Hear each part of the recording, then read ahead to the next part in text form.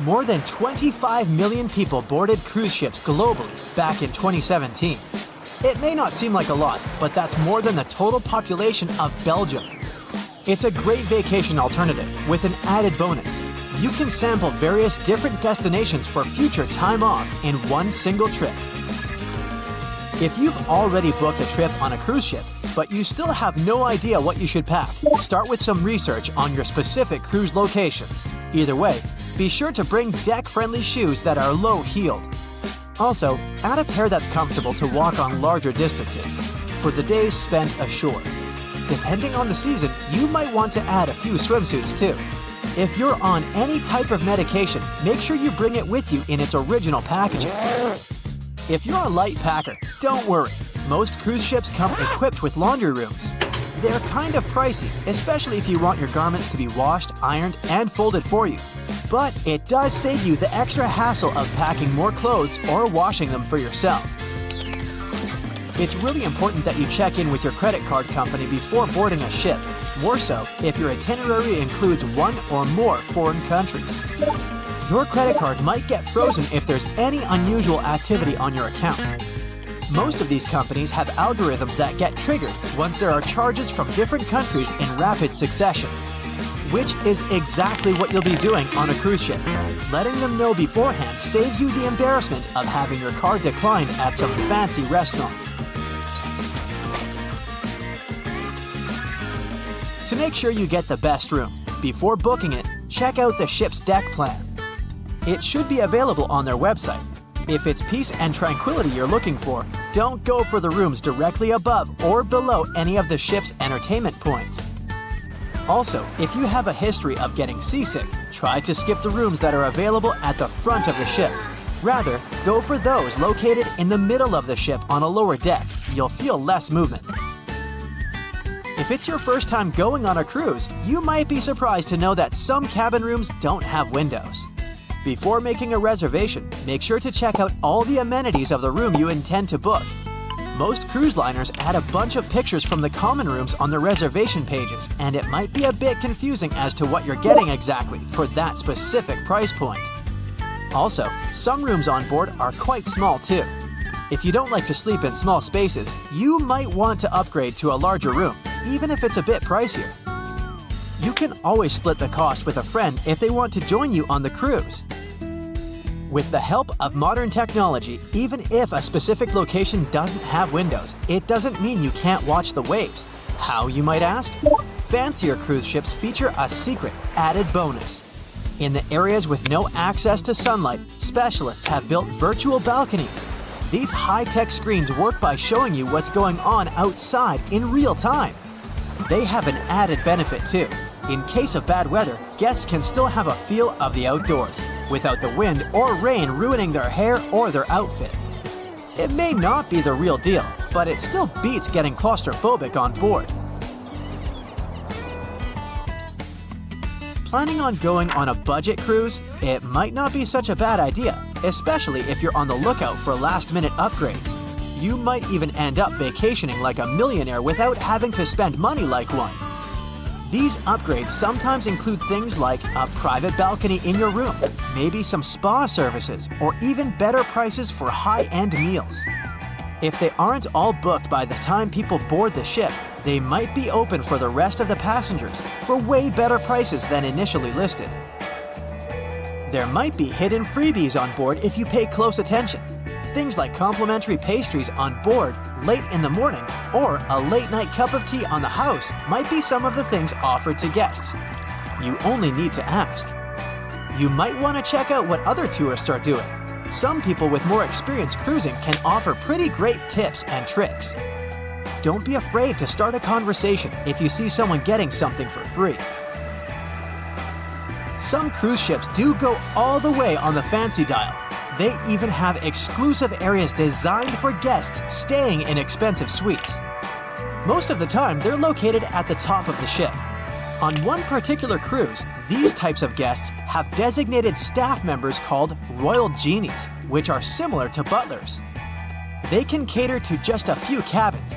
Since the cruise line wants to divert other guests From asking them various questions, which will take time away from their assigned guests, the genies do not wear a name tag in public areas. Most common areas of cruise ships do require travelers to follow a dress code, but if you do your research in advance, you might find that some areas are more relaxed when it comes to what people need to wear. Most cruise ships require people to adhere to smart attire, which means pants with a collared shirt for men, or blouses and skirts, dresses, or stylish pants for the ladies.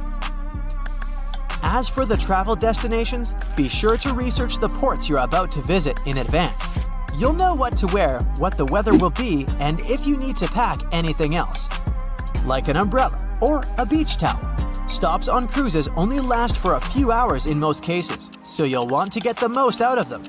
If that specific location includes museums or art galleries you want to add to your checklist, be sure to book in advance so you don't waste time waiting in lines. Some cruise ships even provide their guests with private tours of the ports they're about to visit. Do make sure to book them in advance if this is something you might be interested in, as the list gets pretty full quite fast. Independent tours are a bit more private. You can spend time with your tour guide and even ask more questions. Always remember to put your phone in airplane mode while on board. Most cruise ship horror stories involve cruising newbies that ended up paying thousands of dollars in cell phone charges while on ships, just because they forgot to turn it off. If you're the type of person that can't switch off their phone, be sure to check with your cell phone provider before traveling internationally. Some can provide special plans for limited amounts of time, without extra charges. You'll be free to chat, call, or browse YouTube videos without worrying you'll end up paying a fortune. Most cruise ships also provide you with complimentary Wi-Fi or Wi-Fi packages that can be purchased in advance, which are way more affordable. You can stick to communicating with your friends and family back home via FaceTime or Skype. People that have heard about the Titanic tragedy will always wonder what might happen if something goes wrong while on board. Let's take lifeboats, for instance. The Titanic had a mere 20 lifeboats on board, which were tragically not enough to fit all the passengers after the ship hit the iceberg. Some fancy cruise ships these days have an even lower number of lifeboats, anywhere from 15 to 18. Sounds strange? Well, not really, given the fact that each lifeboat can accommodate up to 370 people. Even the largest ships, which have an estimated capacity of 8,000 people if fully booked, including tourists and staff, are safe in case of an emergency.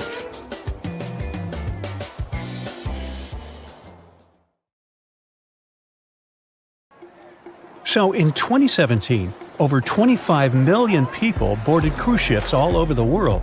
Now, if you're keeping count, that's more than the total population of Greece. It's become America's favorite choice when it comes to going on vacation. It's easy to see why hopping aboard a cruise ship becomes more popular each year. Heading out on a cruise is also coming back in style with newer generations. 2/3 of Gen Y and millennials say that cruising is their new preferred type of vacation. How's that? Well, let's see.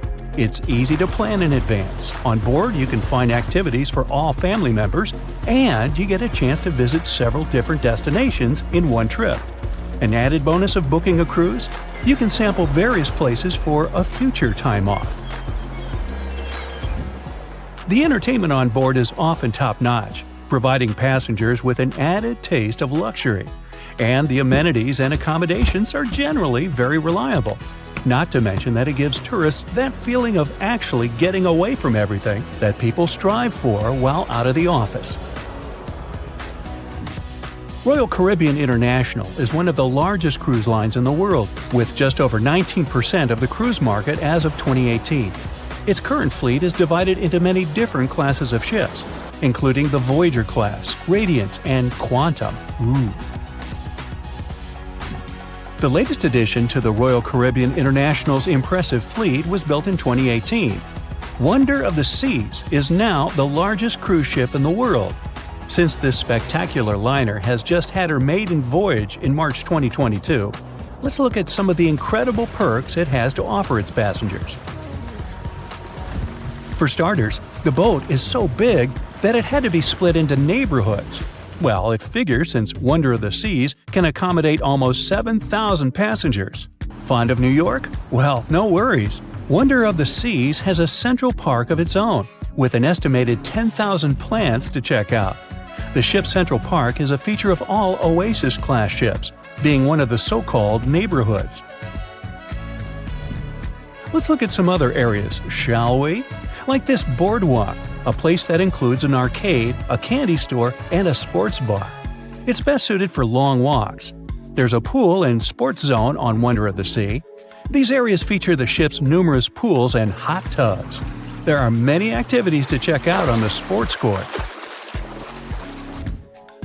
Then there's the Royal Promenade, or Promenade if you prefer. That's the main road on Wonder of the Seas, with bars, lounges, and places to grab a cup of coffee, or a luxurious latte.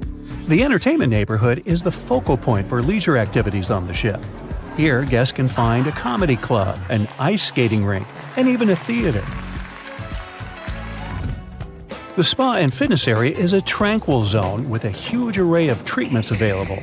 The fitness center is free of charge, by the way, so there's no excuse for guests to skip a leg day. An extra eighth zone was added to Wonder of the Seas. It's called the Suite Neighborhood.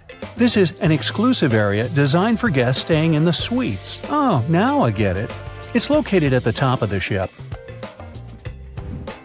Guests here have designated staff members called Royal Genies. Yeah, if you rub a lamp in your suite, they appear. Nah, not really. The genies are similar to butlers. They can cater to just a few cabins.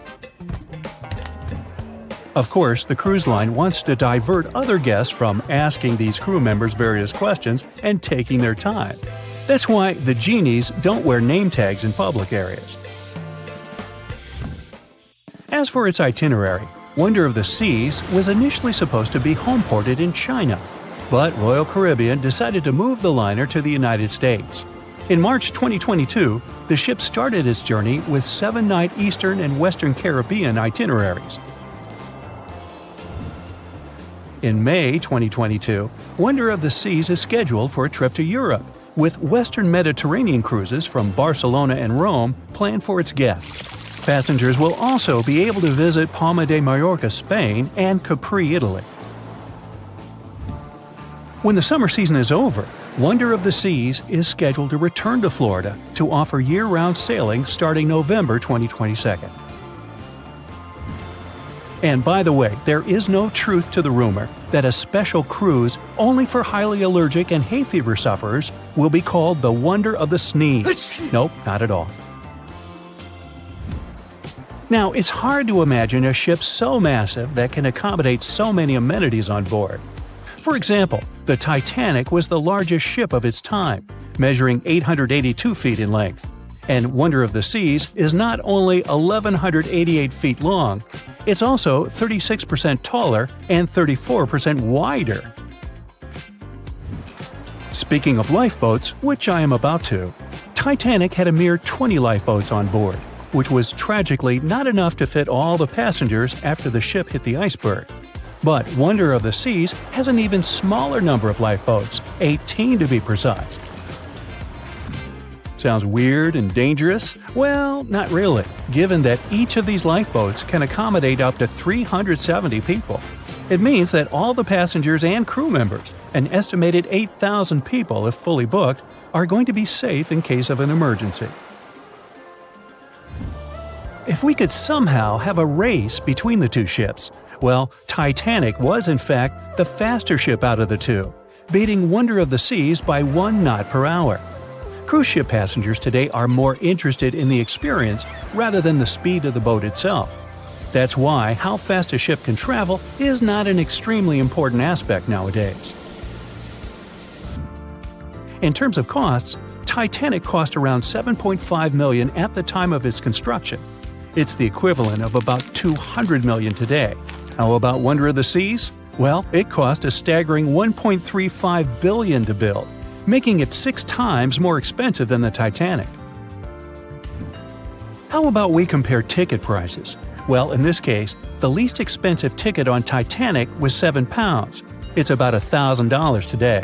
The cheapest ticket on Wonder of the Seas is currently $423, but prices may vary depending on the location, season, itinerary, and how much you tip your royal genie. And I know you were going to ask, how about icebergs? Well, Titanic steamed in the frigid North Atlantic, where you had to be on the lookout for those. Wonder of the Seas will be cruising the balmy Caribbean, where the worst thing you can hit on is 17 and blackjack. Oops, busted. Anyway, set side by side with its other sisters from the Royal Caribbean Fleet, Wonder of the Seas is equally as impressive. The company's earliest ships could host about 2,500 people. This included passengers and the staff. Such ships were Splendor of the Seas, Legend of the Seas, and the smallest of them all, Thumbelina of the Seas. No, wait, that should be Empress of the Seas. Oops, my bad. The largest ships in the company's fleet can now house about 9,000 people altogether. That's almost 3 times the size and capacity of the earlier liners. Wonder of the Seas is one of them, as well as Harmony of the Seas and Symphony of the Seas. Are you seeing a pattern here? Yep, if you ever encounter a ship with "of the Seas" in its name, it's safe to assume it belongs to Royal Caribbean. But if it's a can of tuna, it might actually be Chicken of the Sea. Hey, I like tuna. Now, choosing between cruise ships based on their size is like wondering if you should visit your local museum or the Louvre in Paris. It all depends on your preferences. Some families prefer small settings. Others are fan of large spaces that can provide everything they need. Historically, it's equally as exciting how far we've come in terms of maritime transportation. The SS Royal William, for example, was the first boat to ever make a transatlantic voyage almost entirely steam-powered in 1833. And it was a mere 160 feet long and could house roughly 155 passengers. And if the seas were calm, then they were housed less roughly.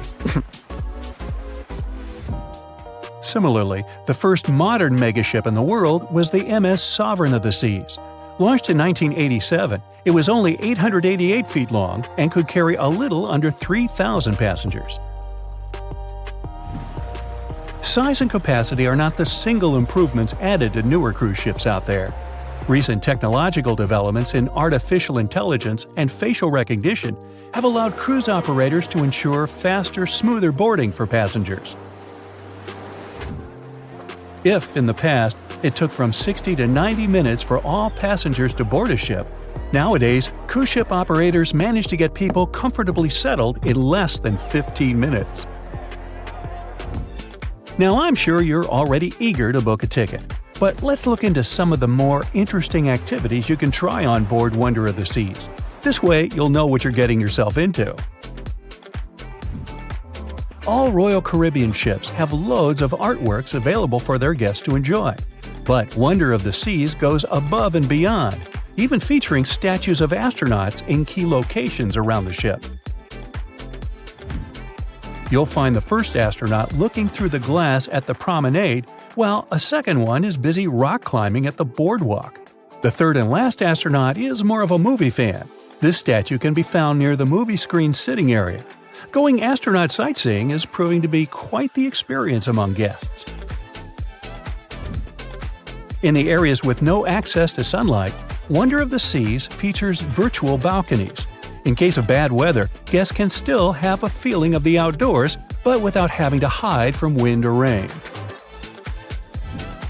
Teenagers have a place of their own reserved on the ship. There's a special club with a private hot tub, selfie area, games, and comfortable seating. The inside part of this club features a vending machine, an interesting collection of literature, and tables for foosball. Well, sign me up! A beam of electric light pierces the darkness over the calm waters of the Atlantic Ocean. The Titanic is quietly making its way through the waves, its passengers asleep, when suddenly a monstrous white shape is caught in the light beam. The fateful iceberg is about to rend the side of the legendary ship.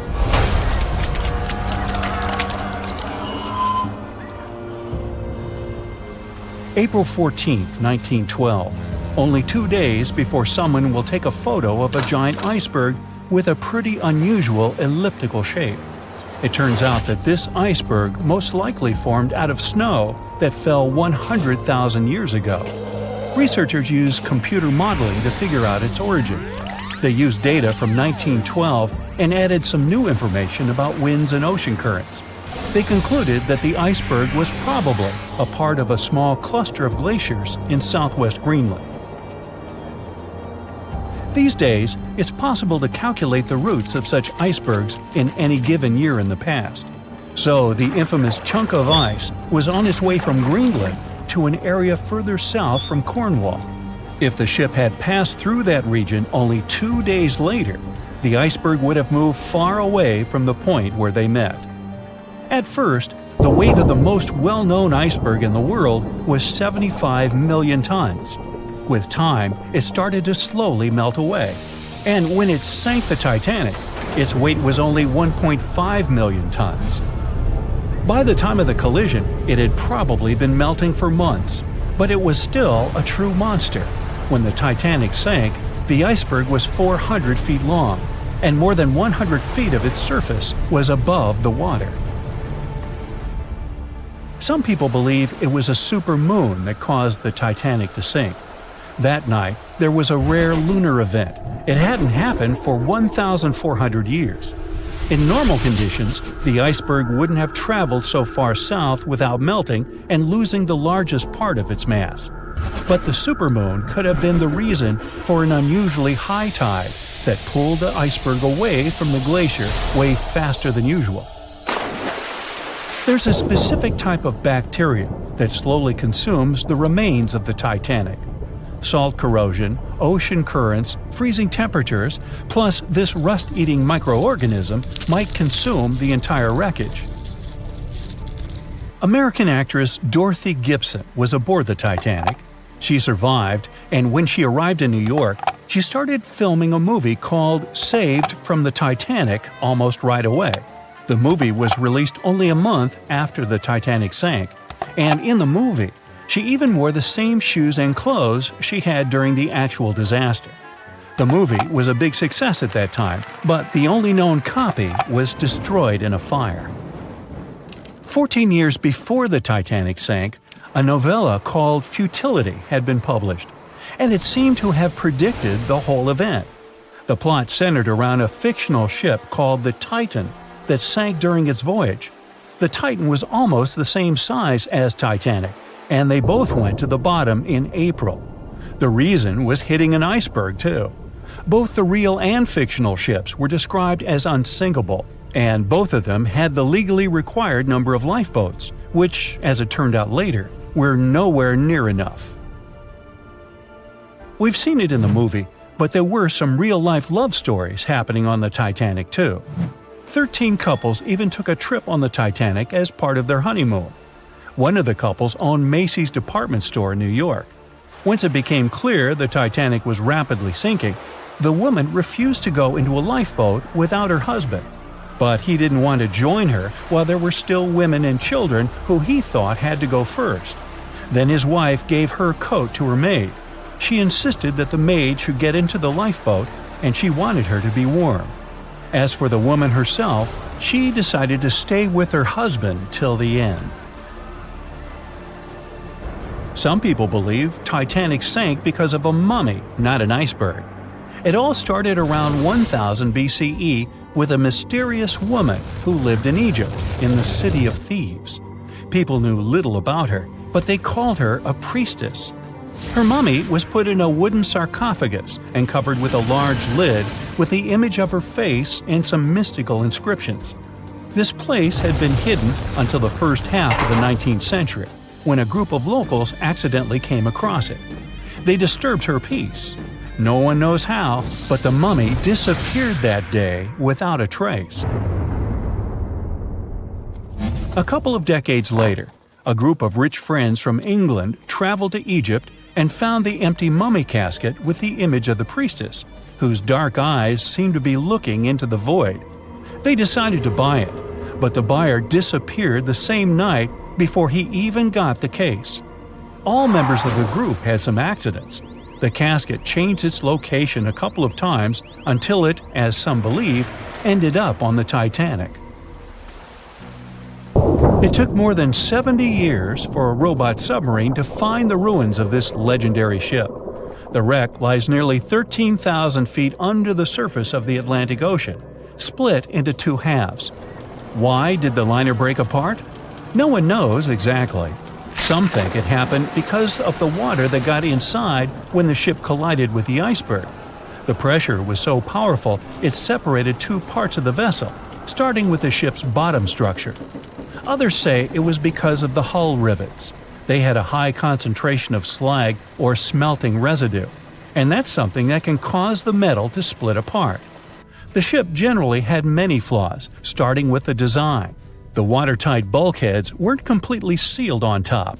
This allowed the water to flow between the compartments and, in the end, sink the vessel. The iron of the ship's rivets and steel of the hull ended up ruined because of high sulfur content, cold temperatures, and high speeds. The steel shattered and the rivets popped out quite easily. Because of this, Titanic sank 24 times faster than it would have otherwise. If the ship had hit the iceberg head-on instead of ramming it with its side, it would have probably stayed afloat. How come the crew members didn't have binoculars? It would have surely helped them spot the iceberg on time and maybe even avoid the disaster. But the binoculars on the Titanic were locked in a storage cabinet. Only one crew member had the key, and he had been transferred off the ship right before it set sail. He later said he hadn't remembered to hand over the key. But even without the binoculars, the ship might have had some time to change course and avoid the collision if the crew had gotten some warning. But that's the thing, someone did warn them. About an hour before the incident, a ship that was relatively close to Titanic, the SS Californian, sent a message to inform them it had stopped because of dense ice field.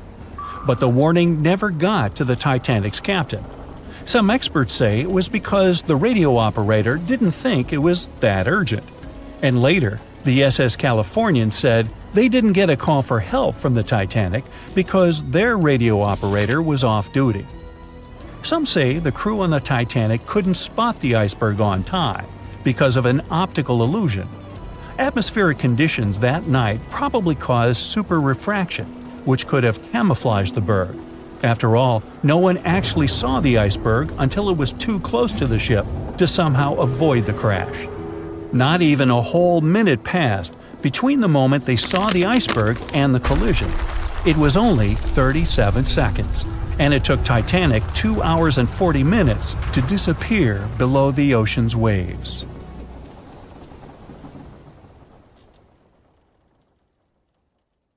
They were on their way to the New World when a rendezvous with an iceberg crushed all of their dreams and hopes. There was panic and tears and heartbreaking goodbyes, like that of Jack and Rose. Or was there? Let's see how well you know the real story of Titanic. The love story of Jack Dawson and Rose DeWitt Bukater was inspired by true events. What do you say? Is it a myth or a fact?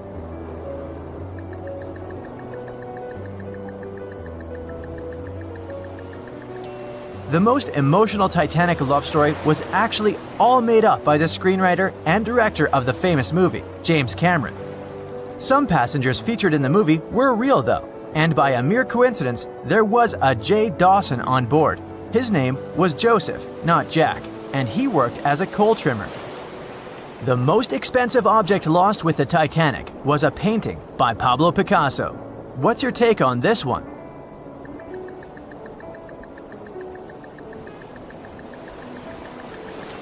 It's a myth. Another one given to us by the famous movie. The most valuable item that went down with the Titanic was probably a Mary Joseph Blondell painting, created in 1814. Some other valuable items were a violin that belonged to Wallace Hartley, the musician who insisted that they had to play till the very last moment. There was also a 1912 Renault Type CB Coupe de Ville that would now cost millions of dollars, a handwritten manuscript by Joseph Conrad, first edition essays by Francis Bacon, 5 Steinway grand pianos, And, of course, some fine china plates and cups and first-class passengers' jewelry. The Titanic was the largest and the most luxurious passenger ship of its time. Does it sound real to you?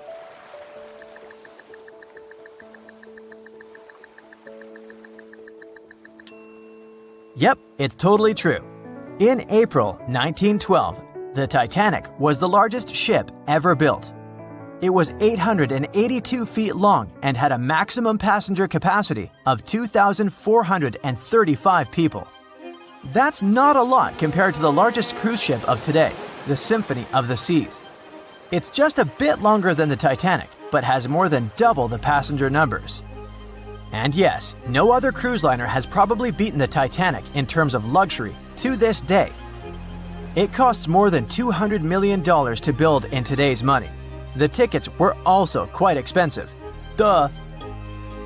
First-class tickets ranged in price from $1,700 in today's money for a berth up to $50,000 for one of the 2 parlor suites. Second-class tickets were $700. Third-class passengers had to pay between $170 to $460. Most of the passengers of the unsinkable ship managed to survive. True or false?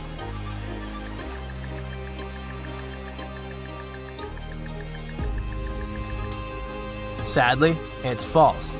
Only 37% of all the passengers actually survived the meeting with the Titanic.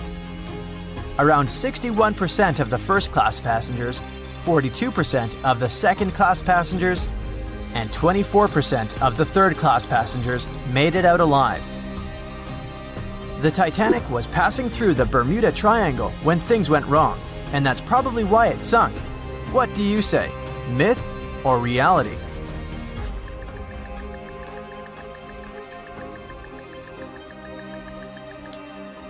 It's 100% a myth. The Titanic never even came close to the Bermuda Triangle. The liner sank about 400 miles south of Newfoundland, which is a huge distance to the north of Bermuda, the infamous area where ships and planes disappear without a trace. We might have the moon to blame for the sinking of the Titanic. True or false?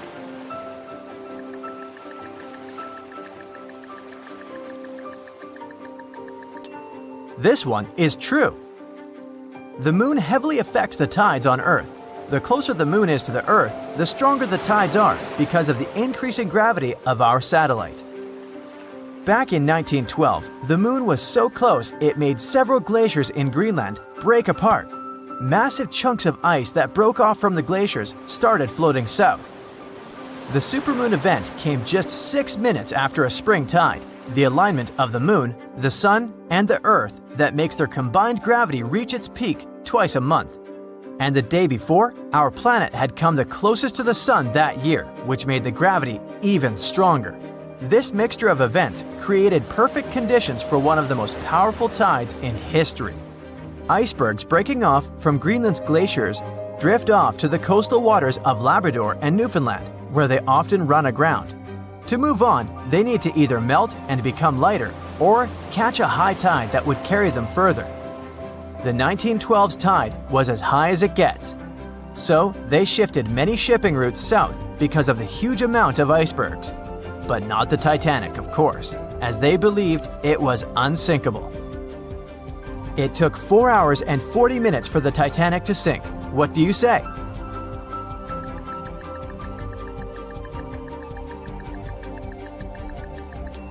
It's false, and if you're a Titanic expert, you definitely know it was actually 2 hours and 40 minutes. And this was slow enough, given the damage caused by the iceberg. It didn't sink faster, thanks to the ship's construction. There were 16 watertight compartments in the lower part of the ship. They worked as a lifeline. When the iceberg crashed into the hull, it broke into 6 boxes. The Titanic could have stayed afloat only if 4 compartments had been damaged. Water filled the first 6 compartments within 1 hour. During this time, the ship tilted slightly to the right side. Then, water began to flood the 7th box when all 6 boxes were filled. And from that moment, the sinking rate was growing with every second. The ship's bow sank under the water, and then the stern filled up. One of the leading reasons for the Titanic tragedy was signal rockets. True or false? What's your take on it?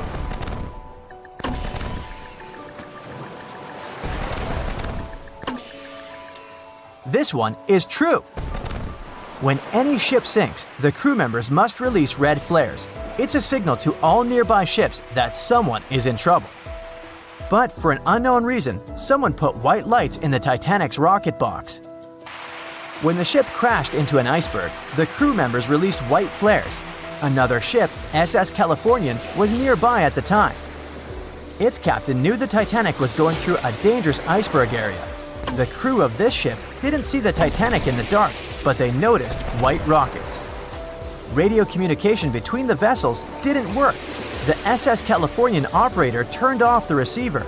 The Californian captain felt that something was wrong, so he sent a Morse lamp signal to the Titanic. But it was too late. The ship was already underwater, so no one could respond. Another ship, Samson, was sailing alongside the Titanic. It drifted with lights off since it was catching seals, and that's not legal. When the captain saw the Titanic's white rockets, he thought it was the Coast Guard. So Samson sailed away as fast as they could. They realized they had abandoned the drowning passengers once they made it to Iceland and learned the horrible news. In 1996, one expedition managed to raise the Titanic from the ocean floor. Do you believe it?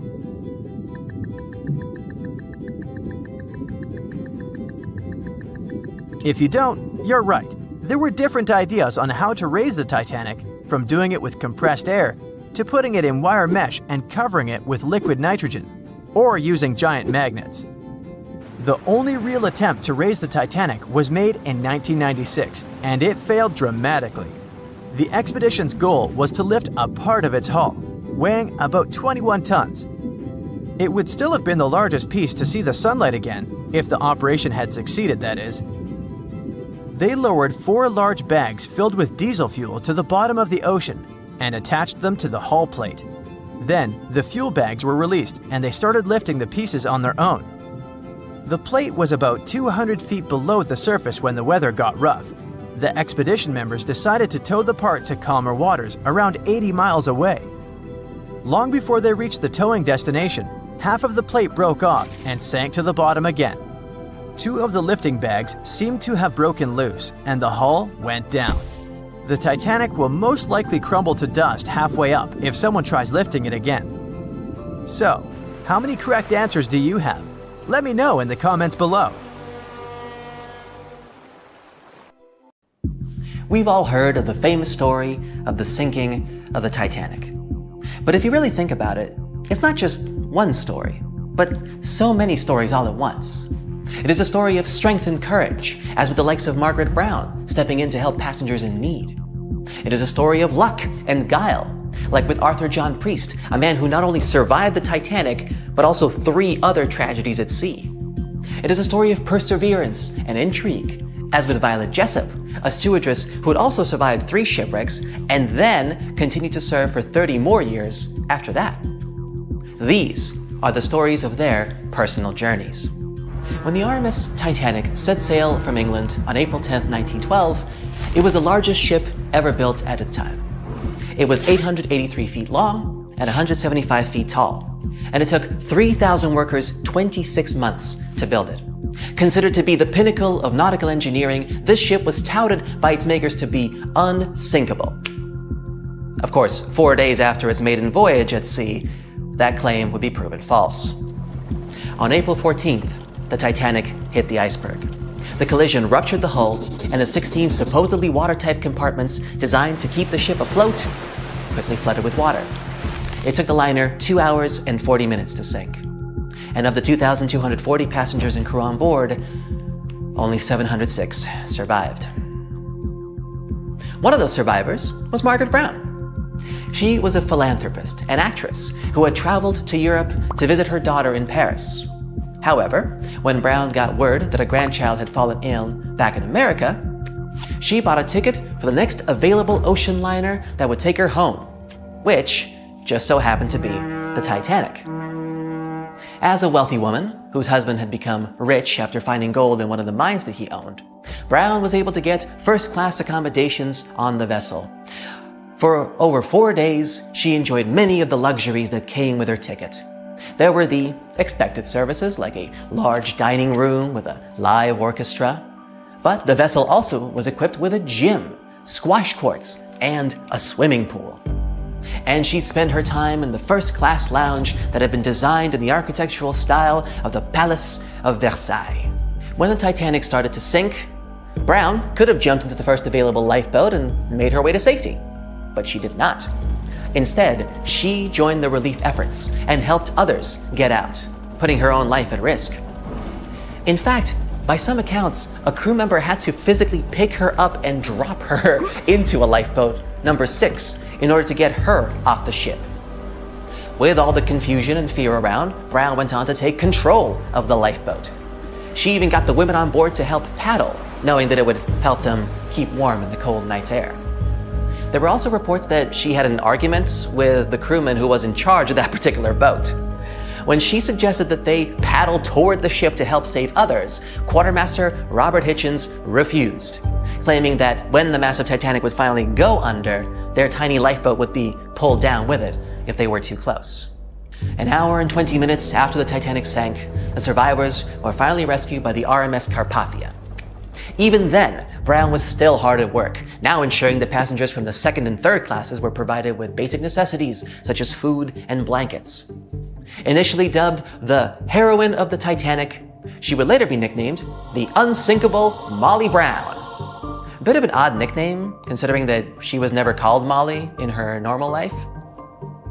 However, her story was so compelling that it was eventually turned into a musical in 1960 and into a movie in 1964. And her character would continue to pop up in several other films about the tragedy. There was also another person on board who was also later declared unsinkable, though his series of events that led to him earning this title are far more tragic. His real name was Arthur John Priest. He worked as a stoker and fireman.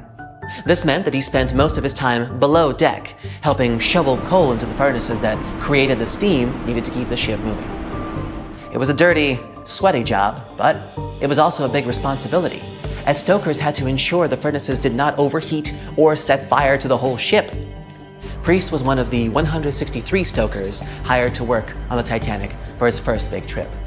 He helped shovel the 600 tons of coal the engines needed each day. When the ship hit the iceberg, Priest was relaxing in the bunker he shared with his co-workers, not far from his workstation. Escape was difficult, and his chances of survival were low. He had to move fast, running through corridors and along gangplanks, as he made a desperate dash onto the deck. And once there, he had only one option left: to jump into the frigid Atlantic Ocean. Imagine the shock of being enveloped by 27-degree water, surrounded by panicked screams in the darkness of the night. Despite all this, Priest swam, and remarkably, with frostbite setting in, he found safety on a lifeboat. He was one of only 44 stokers to survive. As if that wasn't enough, Priest would go on to survive 3 other sinking ship disasters, including the HMS Alcantara in 1916, the Titanic's sister ship the Britannic, also in 1916, and then the Donegal in 1917. It was for this miraculous record that he was later known as the unsinkable stoker. After the Donegal, Priest finally retired from working on ships, although he claimed he only did so because nobody would agree to sail with him. Now, people who had been in a shipwreck often remain afraid of water for the rest of their lives. But let me tell you a story of a woman who survived not 1, not 2, but 3 ship disasters and then continued to work on cruise liners as a stewardess. Meet Violet Jessup, Miss Unsinkable. Her childhood can be described in one word: short. Violet had to grow up very quickly to take care of her siblings. She was the oldest of 9 children. Life became even more difficult when she became very ill. The doctors were sure that she wouldn't survive, but she did. Shortly after recovering, she moved to England with her mother, took care of her sisters, and attended a convent school. Her mother worked as a stewardess at sea, and when she fell sick, young Violet followed in her footsteps. But because of her youth and beauty, no one wanted to hire her, thinking that she would distract passengers and crew. But Violet didn't give up, and instead came to one of the interviews in her worst clothes and with unkempt hair. She wanted to show that she was ready for hard work on the ship. She was hired on the spot. The first 2 years passed uneventfully, but then a series of incredible fortunes began, or misfortunes depending on how you look at it. In 1910, Miss Jessup got a job on the most luxurious liner of its time, the Royal Mail ship Olympic. This ship sailed across the Atlantic from England to America. The engineers didn't focus on the speed of this vessel, but on its comfort. While working on that ship, Jessup was paid just £2 a month, the same as £200 today. Hard work on the ship's deck from morning to night didn't frighten Jessup. She loved the job. She liked to talk to the people and enjoyed the beautiful views of the Atlantic. So, on September 20th, 1911, Jessup was working on the deck as usual. The sea was calm and the weather was excellent. The ship was sailing through the Solent Strait, which separates the Isle of Wight from the British mainland. At this moment, the British military cruiser Hawke appeared ahead. It should have simply passed by the Olympic, but something went wrong. For whatever reason, the ships started going straight at each other. The Olympic's captain tried to maneuver to avoid a collision, but failed. The Hawke's bow was designed specifically to ram other ships, so when it rammed the Olympic, it made an impact. The liner shuddered, and the people screamed in fear and panic. The ship had a huge hole in the starboard. Jessup fell from the force of the blow. It seemed that one of the biggest liners of its time was going to sink. But luckily, both ships stayed afloat, and nobody got hurt. You would think that an accident like this would frighten Jessup, but nope. She didn't give it a second thought, and it continued to work as a stewardess. In April of 1912, she decided to take a job on the best, most unsinkable ship of the time, where she was supposed to serve VIPs. Initially, she didn't want to work on this ship, only agreeing to it after much persuasion from her friends. And that's how Violet Jessup boarded the Titanic on April 10, 1912. 4 days later, when the infamous iceberg collided with the ship, Jessup was resting in her cabin. She was almost asleep when she felt the jolt. Immediately, she was called to the upper deck. Surprisingly, when the Titanic first hit the iceberg, almost nobody panicked. No one could believe that the unsinkable ship could actually sink. As the ship's hold was being filled with water, everybody was just calmly carrying on about their business on the upper decks. It was only when the cabin crew started instructing passengers to reach their lifeboats that panic finally set in. Jessup, along with other stewards, was actively aiding the passengers' evacuation to the lifeboats. The rule was that women and children were to be evacuated first. But when many of the women hesitated to step onto the lifeboats, delaying the crew's efforts, one of the ship's officers ordered Jessup to get into a boat to show the other women it was perfectly safe. Soon, others followed, and then someone suddenly thrust a swaddled baby into her hands. Without a second thought, Jessup hugged the child to her chest to keep it warm while the Titanic was sinking. She didn't let go of the baby until her lifeboat was picked up by the Carpathia, the ship that came to the rescue. As Jessup boarded the ship with the baby, a woman ran up to her and, without saying a word, snatched the child from Jessup's hands. She assumed the woman was the baby's mother, so she didn't try to get it back. She was too numb and frozen to think how strange it was this woman hadn't even said thank you for saving her baby.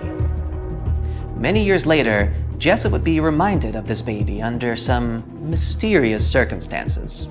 After successfully surviving one of the most terrible shipwrecks in history, Jessup, of course, continued to work at sea. In 1916, she took a job as a nurse on the hospital ship Britannic, which you might remember is a sister ship to both the Olympic and the Titanic. Except this one sailed in the Aegean Sea. On November 21st, the ship was traveling down its very familiar route, but on that particular day, luck was not on its side. This would become the third shipwreck Jessup will have survived. However, this rescue wasn't as easy as the previous two. After the accident, the huge Britannic began to sink quickly. It took less than an hour for the ship to completely sink. Jessup didn't have time to board a lifeboat this time, so she jumped into the cold water. There, she swam to the closest lifeboat and got on. But then everyone on the boat noticed that the ship's propellers were still working.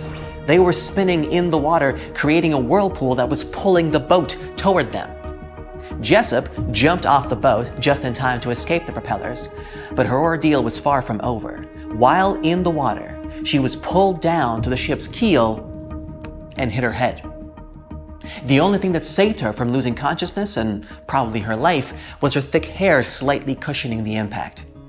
And so, somehow, against all odds, Jessup got away from the engine and was soon picked up by another boat. For the next few years after this accident, Jessup was plagued by headaches. When she finally went to the doctor, he told her she was incredibly lucky to still be alive. The incident on the Titanic resulted in a fracture in her skull. You would think that 3 shipwrecks and a fractured skull would be enough to stop anyone, but not Violet Jessup. She continued to work on cruise ships until the year 1950. She even cruised on the world twice on the luxury liner Belgenland. Fortunately, the rest of Miss Jessup's career went without any further mishaps. In 1950, she moved to Great Ashfield in Suffolk County, having worked at sea for almost 42 years. Content with her career, she settled in a large cottage built in the 16th century. But a year into her retirement, she received a strange phone call. It was late at night, and Jessup was asleep when the phone rang. She picked up the phone and heard a woman's voice on the other end. The lady didn't introduce herself and asked right away, "Excuse me, was it you who saved the baby on the Titanic?" Jessup answered, "Yes, it was me." She laughed and hung up. Jessup later told her friend about this strange call. She assumed that some kids were playing a joke on her, but Jessup had never told anyone about the baby before that call. And according to the old records, the only child who was on the boat with Jessup was a boy. But those same records also said that the boy had been saved by another passenger. To this day, it's still unknown who the baby that Jessup rescued was. Either way, for surviving 3 different wrecks on 3 different ships, she was aptly dubbed Miss Unsinkable. And there you have it, 3 incredible stories of 3 remarkable individuals. And there's many more like them. Stories like these prove there's a hero in all of us that can come out in unexpected circumstances. But of course, I hope you'll never need to put that theory to the test. See you next time, and safe travels. A beam of electric light pierces the darkness over the calm waters of the Atlantic Ocean. The Titanic is quietly making its way through the waves, its passengers asleep, when suddenly a monstrous white shape is caught in the light beam. The fateful iceberg is about to rend the side of the legendary ship.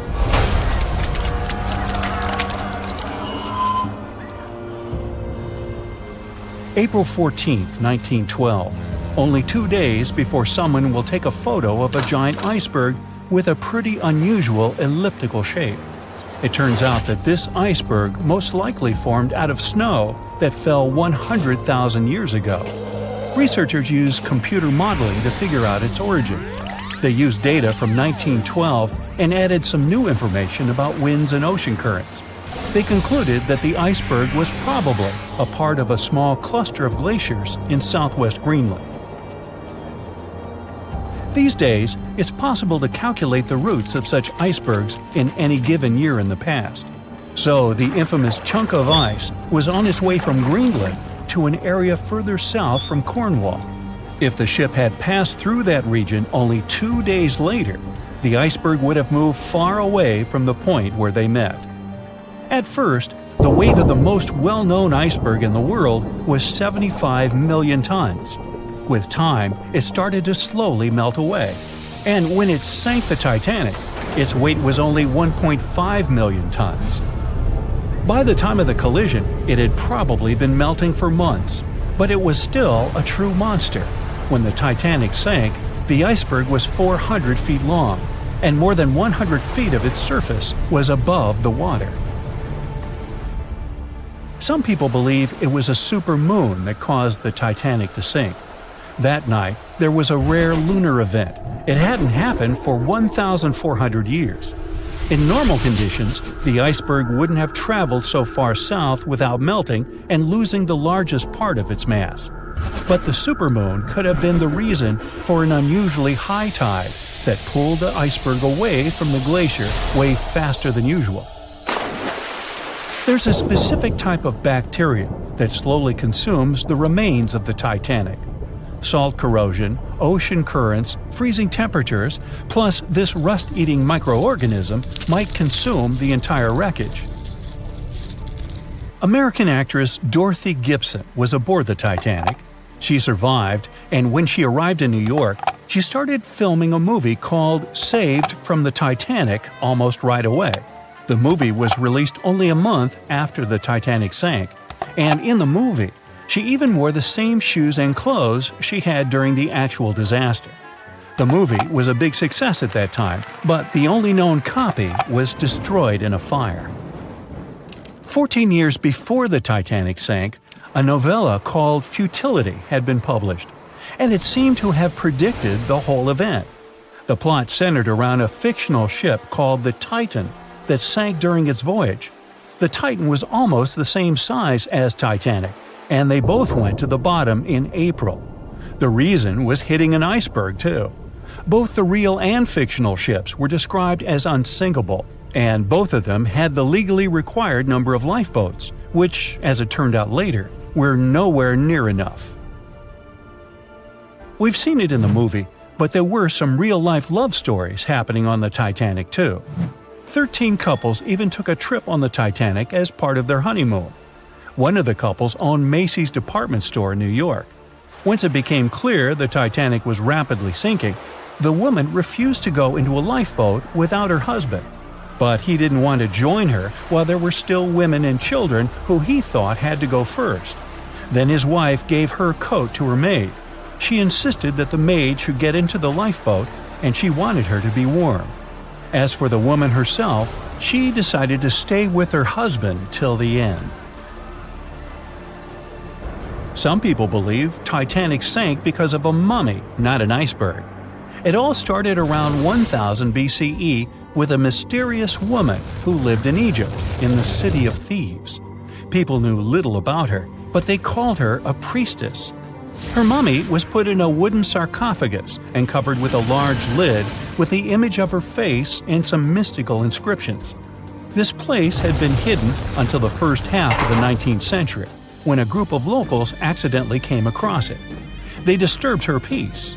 No one knows how, but the mummy disappeared that day without a trace.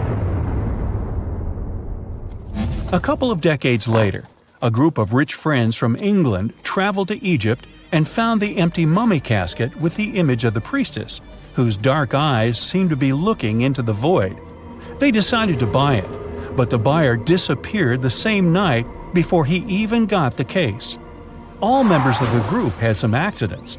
The casket changed its location a couple of times until it, as some believe, ended up on the Titanic.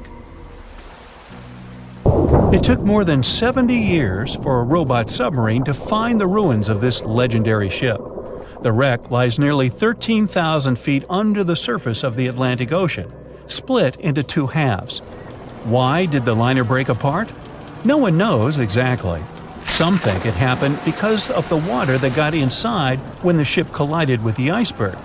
The pressure was so powerful it separated two parts of the vessel, starting with the ship's bottom structure. Others say it was because of the hull rivets. They had a high concentration of slag or smelting residue, and that's something that can cause the metal to split apart. The ship generally had many flaws, starting with the design. The watertight bulkheads weren't completely sealed on top. This allowed the water to flow between the compartments and, in the end, sink the vessel. The iron of the ship's rivets and steel of the hull ended up ruined because of high sulfur content, cold temperatures, and high speeds. The steel shattered and the rivets popped out quite easily. Because of this, Titanic sank 24 times faster than it would have otherwise. If the ship had hit the iceberg head-on instead of ramming it with its side, it would have probably stayed afloat. How come the crew members didn't have binoculars? It would have surely helped them spot the iceberg on time and maybe even avoid the disaster. But the binoculars on the Titanic were locked in a storage cabinet. Only one crew member had the key, and he had been transferred off the ship right before it set sail. He later said he hadn't remembered to hand over the key. But even without the binoculars, the ship might have had some time to change course and avoid the collision if the crew had gotten some warning. But that's the thing, someone did warn them. About an hour before the incident, a ship that was relatively close to Titanic, the SS Californian, sent a message to inform them it had stopped because of dense ice field. But the warning never got to the Titanic's captain. Some experts say it was because the radio operator didn't think it was that urgent. And later, the SS Californian said they didn't get a call for help from the Titanic because their radio operator was off duty. Some say the crew on the Titanic couldn't spot the iceberg on time because of an optical illusion. Atmospheric conditions that night probably caused super refraction, which could have camouflaged the berg. After all, no one actually saw the iceberg until it was too close to the ship to somehow avoid the crash. Not even a whole minute passed between the moment they saw the iceberg and the collision. It was only 37 seconds, and it took Titanic 2 hours and 40 minutes to disappear below the ocean's waves.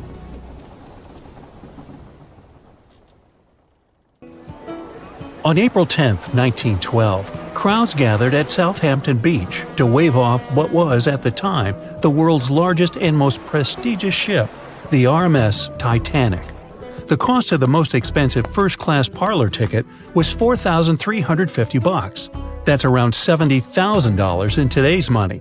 But barely 5 days after steaming away, the ship was swallowed by the Atlantic Ocean. So let's rewind and go back to what actually happened on that fateful night. The captain wanted to set a speed record for the ship's maiden voyage and arrive early. The ship was deemed unsinkable, so he went full throttle into the dark Arctic waters.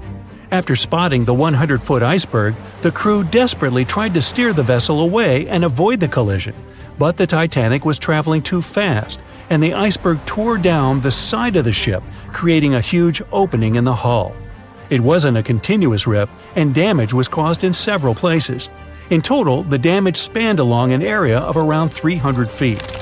But the ship's designers had prepared for the prospect of a collision and added watertight compartments down each side of the ship to act as a buffer zone. 4 of these compartments could be breached, and the ship would still stay afloat. But because the iceberg tore down the side of the Titanic, it ripped holes in 6 compartments. The compartments didn't extend up the total height of all decks and weren't actually sealed at the top. This is why, when more than 4 were flooded, water reached over the top of the bulkheads and filled the remaining compartments, causing the ship to sink into the ocean. Think of it as water spilling over an ice cube tray.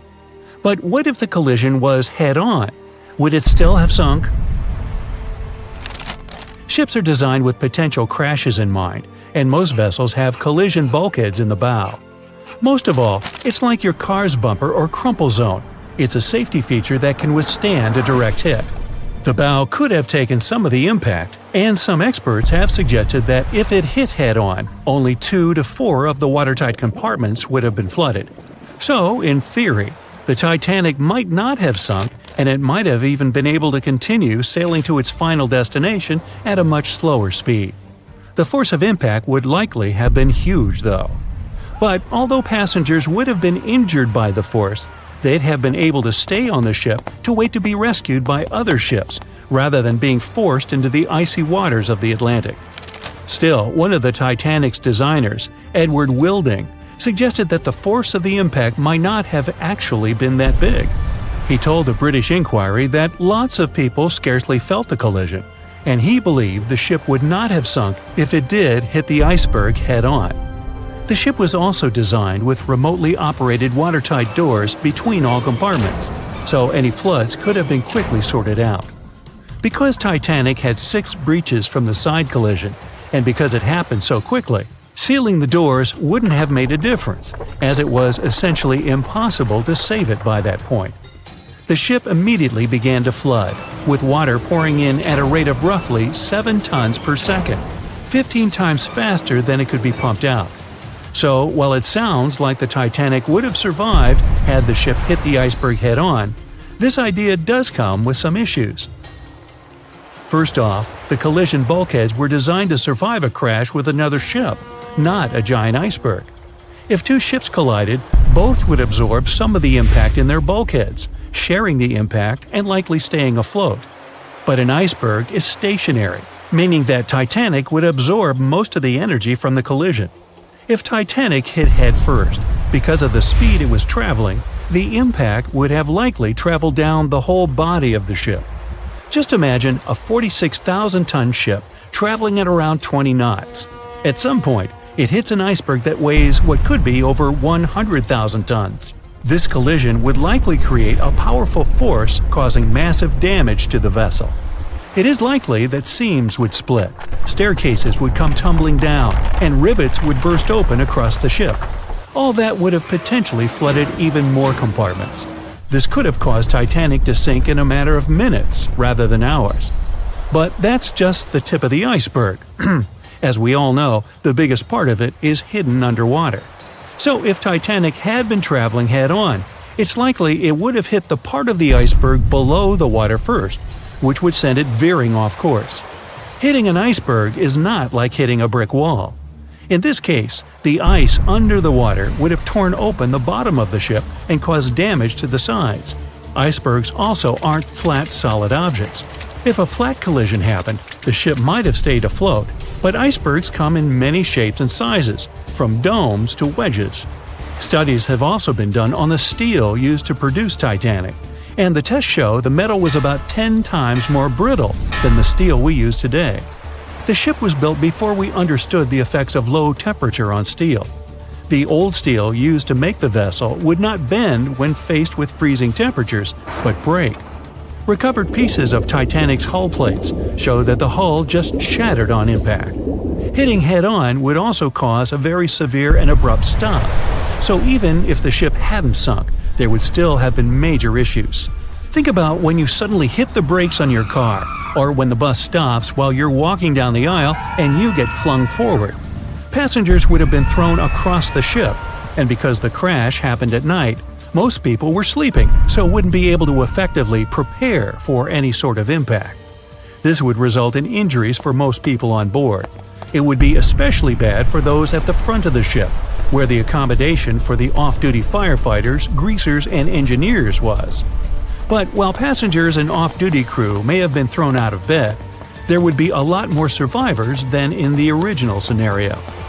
Many ships have had head-on collisions and made it back to shore. Not many people know that Titanic actually had two sister ships.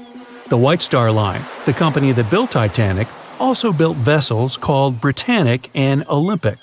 Captained by Edward J. Smith, who would later helm Titanic, the Olympic set off on its maiden voyage in June 1911. But much like for its sister ship, disaster was just around the corner. On its fifth commercial voyage, Olympic collided with a Royal Navy ship, HMS Hawke. While the Olympic received damage to its side, Hawke crashed into the other vessel head-on. The bow of the Hawke was completely crushed by the collision, but because the ship had watertight compartments, it managed to survive the impact and later returned to shore for repair.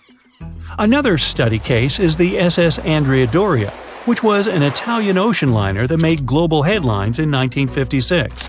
Like the Titanic, the Andrea Doria was heading for New York City on its 101st voyage when disaster struck.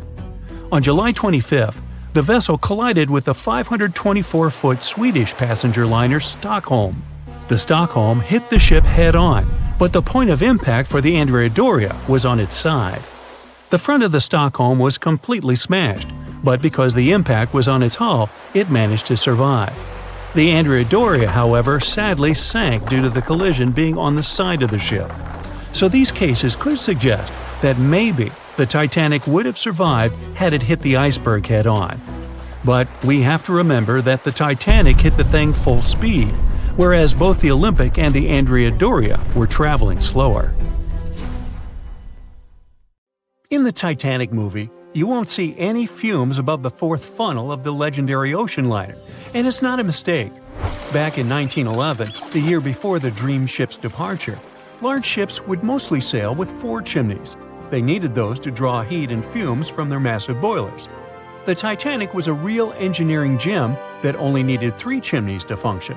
So the fourth was added for balance and more impressive looks. The White Star Line thought the public would have been disappointed to see only 3 pipes on the greatest ship of all time. The Titanic's sister ships, the Olympic and the Britannic, also had 1 fake funnel each for the same reason. The dummy chimney wasn't completely useless and served for ventilation. It took out the fumes from the machine spaces in the lower decks and from one of the first-class general rooms. 1 big ventilation funnel, instead of several small ones, helped to declutter the upper decks and left more open space for passengers to enjoy their strolls. When Titanic went down, the funnels, each weighing 60 tons, went down with the rest of the ship. They were made extra tall to make sure the passengers weren't covered in the suit being ejected. Their height and weight let them stay in the upright position. The forward funnel, followed by the others, fell only when the ship went for the final dive. Those chimneys were much lighter than the bow, so they spread among other debris. The light material they were made of flattened once it hit the bottom, and the iron-eating bacteria living deep down took care of it later.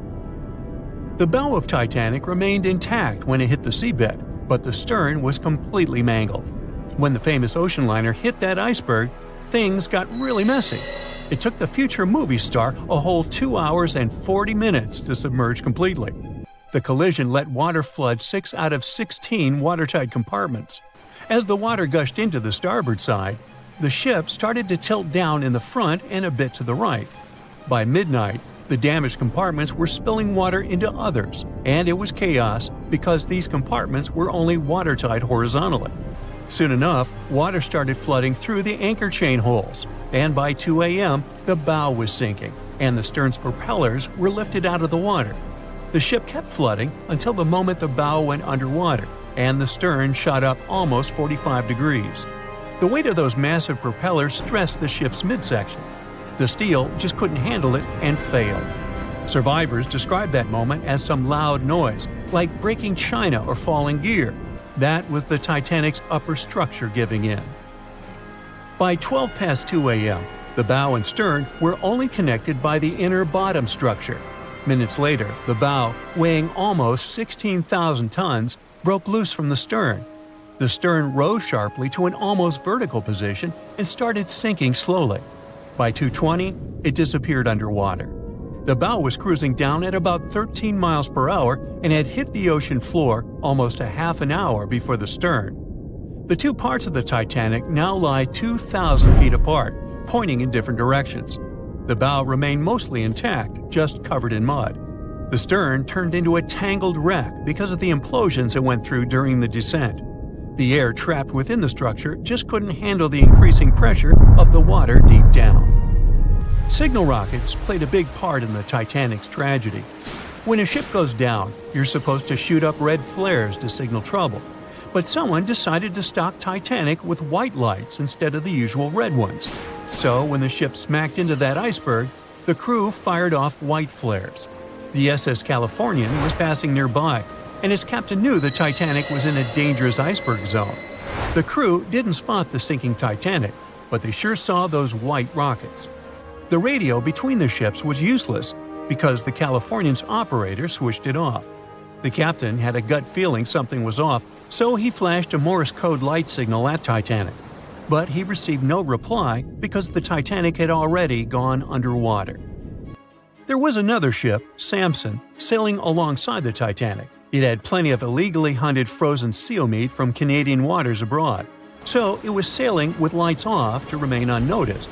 When they saw the Titanic's white rockets, they thought it was the Coast Guard and zoomed away.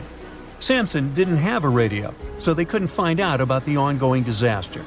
The crew got the news about Titanic only when they got to the coast of Iceland the following month. There have been many theories to explain the Titanic tragedy, and one of the recent ones says that there was a fire involved. An Irish journalist went full detective for decades, digging into the mystery, and stumbled upon a game-changer. He came across a photo album that had been hiding from the public for a century after the tragedy. In the pictures, taken at the Harland and Wolff shipyard in Belfast, Northern Ireland, just over a week before the liner sailed, you can clearly see a massive 30-foot black spot on the ship's hull. Maloney researched the photos and eyewitness testimony from the time and claimed that a fire spontaneously broke out inside of one of Titanic's enormous coal bunkers. It was raging for a whole 3 weeks and messed with the metal, critically weakening a crucial segment of the ship's hull. Back then, most ships had just one hull, so it was the only skin the Titanic had. That's why the iceberg managed to punch a hole through the ship so easily. If it hadn't been for the fire, the Titanic might have shrugged off that iceberg collision. The company operating the liner knew about the fire, but they decided to conceal that fact. They didn't want any negative stories in the press as they faced some serious competition in transatlantic voyages. The Titanic was sold out, so they stocked up on coal and made it sail. The moon might have also played a role in the sinking. Our satellite heavily affects tides on the Earth. The closer it is to our planet, the stronger the tides are because of the increasing gravity of the moon. Back in 1912, the moon was so close it made several glaciers in Greenland break apart. Massive chunks of ice that broke off from the glaciers started floating south. The supermoon event came just 6 minutes after a spring tide. During new and full moons, the alignment of the moon, the Earth, and the Sun makes their combined gravity reach its peak.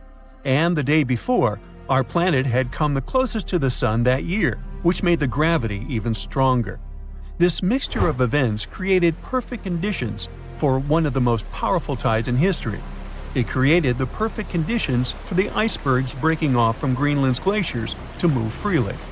Opponents of this theory say that the difference in tidal force wasn't actually that big, and it couldn't have been the main cause of the sinking. The iceberg tore down the side of the ship, leaving a huge opening in the hull.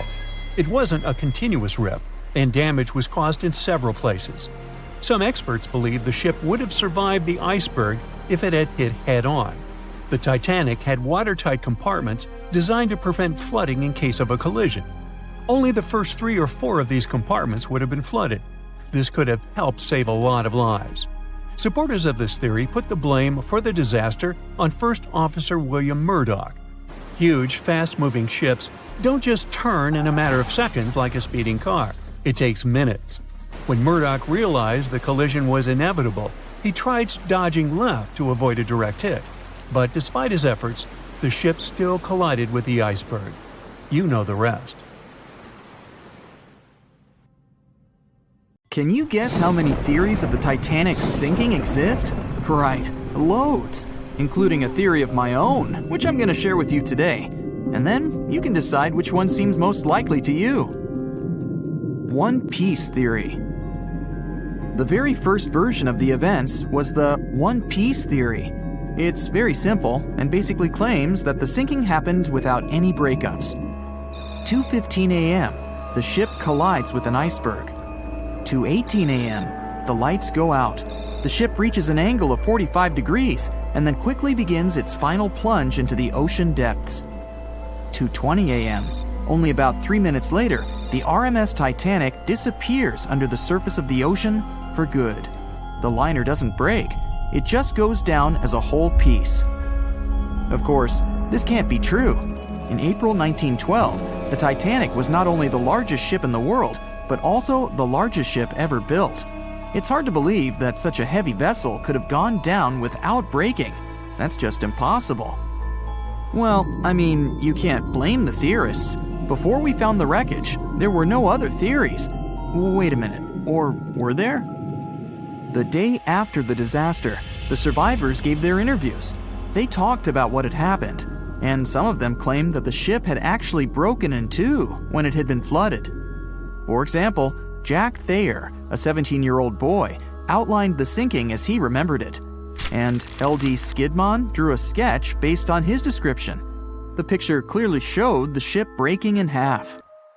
But no one believed Jack or other witnesses. There was no evidence, so their claims were received with a grain of salt. But in 1985, things changed. First breakup theory. That's when Robert Ballard found the wreckage of the Titanic in the depths of the ocean. When people saw the wreckage, it became clear that Jack and the other survivors had been right. The Titanic did indeed break in two when it sank. So it's time for a new theory. 2:15 a.m. The keel breaks, the starboard list eases, and the hull continues to bow and crumble. 2:17 a.m. The galley sections break off. The towers immediately drop under their own weight. The lights go out. The stern is pulled into the air. The bow breaks off and starts sinking. The aft is barely hanging on to the starboard side of the stern section superstructure. The stern section slowly lists over to port as it begins sinking again. It rises up one last time and pivots in a semicircle as it sinks. It all sounds pretty convincing, right? But people began to find plot holes in this theory. For example, the Titanic couldn't have held together until it reached such a high angle. The breakup would have had to begin much earlier. This only meant there was still a vast field for research and speculations. So people started to come up with their own possible scenarios. How about we look first at the ones no one likes? V-brake and Aaron 1912 V-brake. According to the first breakup theory, the Titanic reached a high angle, and the weight of its unsupported stern caused it to crack from the top down. But it's physically impossible. So, are there any other ideas? In 2006, Roger Long, a naval architect, decided to research a so-called V theory. 2:17 a.m. The breakup begins at a shallow angle, perhaps as little as 11 degrees. The upper structure fails and starts to crack. At this moment, only its double bottom is holding the Titanic together, but it starts to bend under the strain too, failing the ship. Water is pouring through the crack.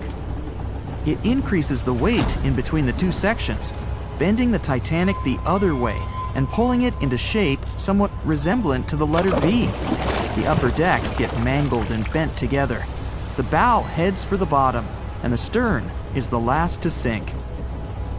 This theory has since been disproven many times, though. Roger Long believed it because the broken edges of the upper decks in the Titanic's bow section were all mangled and crushed. However, we have learned that it happened because of the so-called hydraulic downburst, the force of the water crashing into the deck as the Titanic hit the ocean floor. Another V-brake theory states that the bow had risen out of the water after the break. This theory was mainly peddled by one former Titanic enthusiast. But not only has this theory been proved to be physically impossible due to the bow's incredible mass, it was also inspired by incorrect information. Remember Jack Thayer?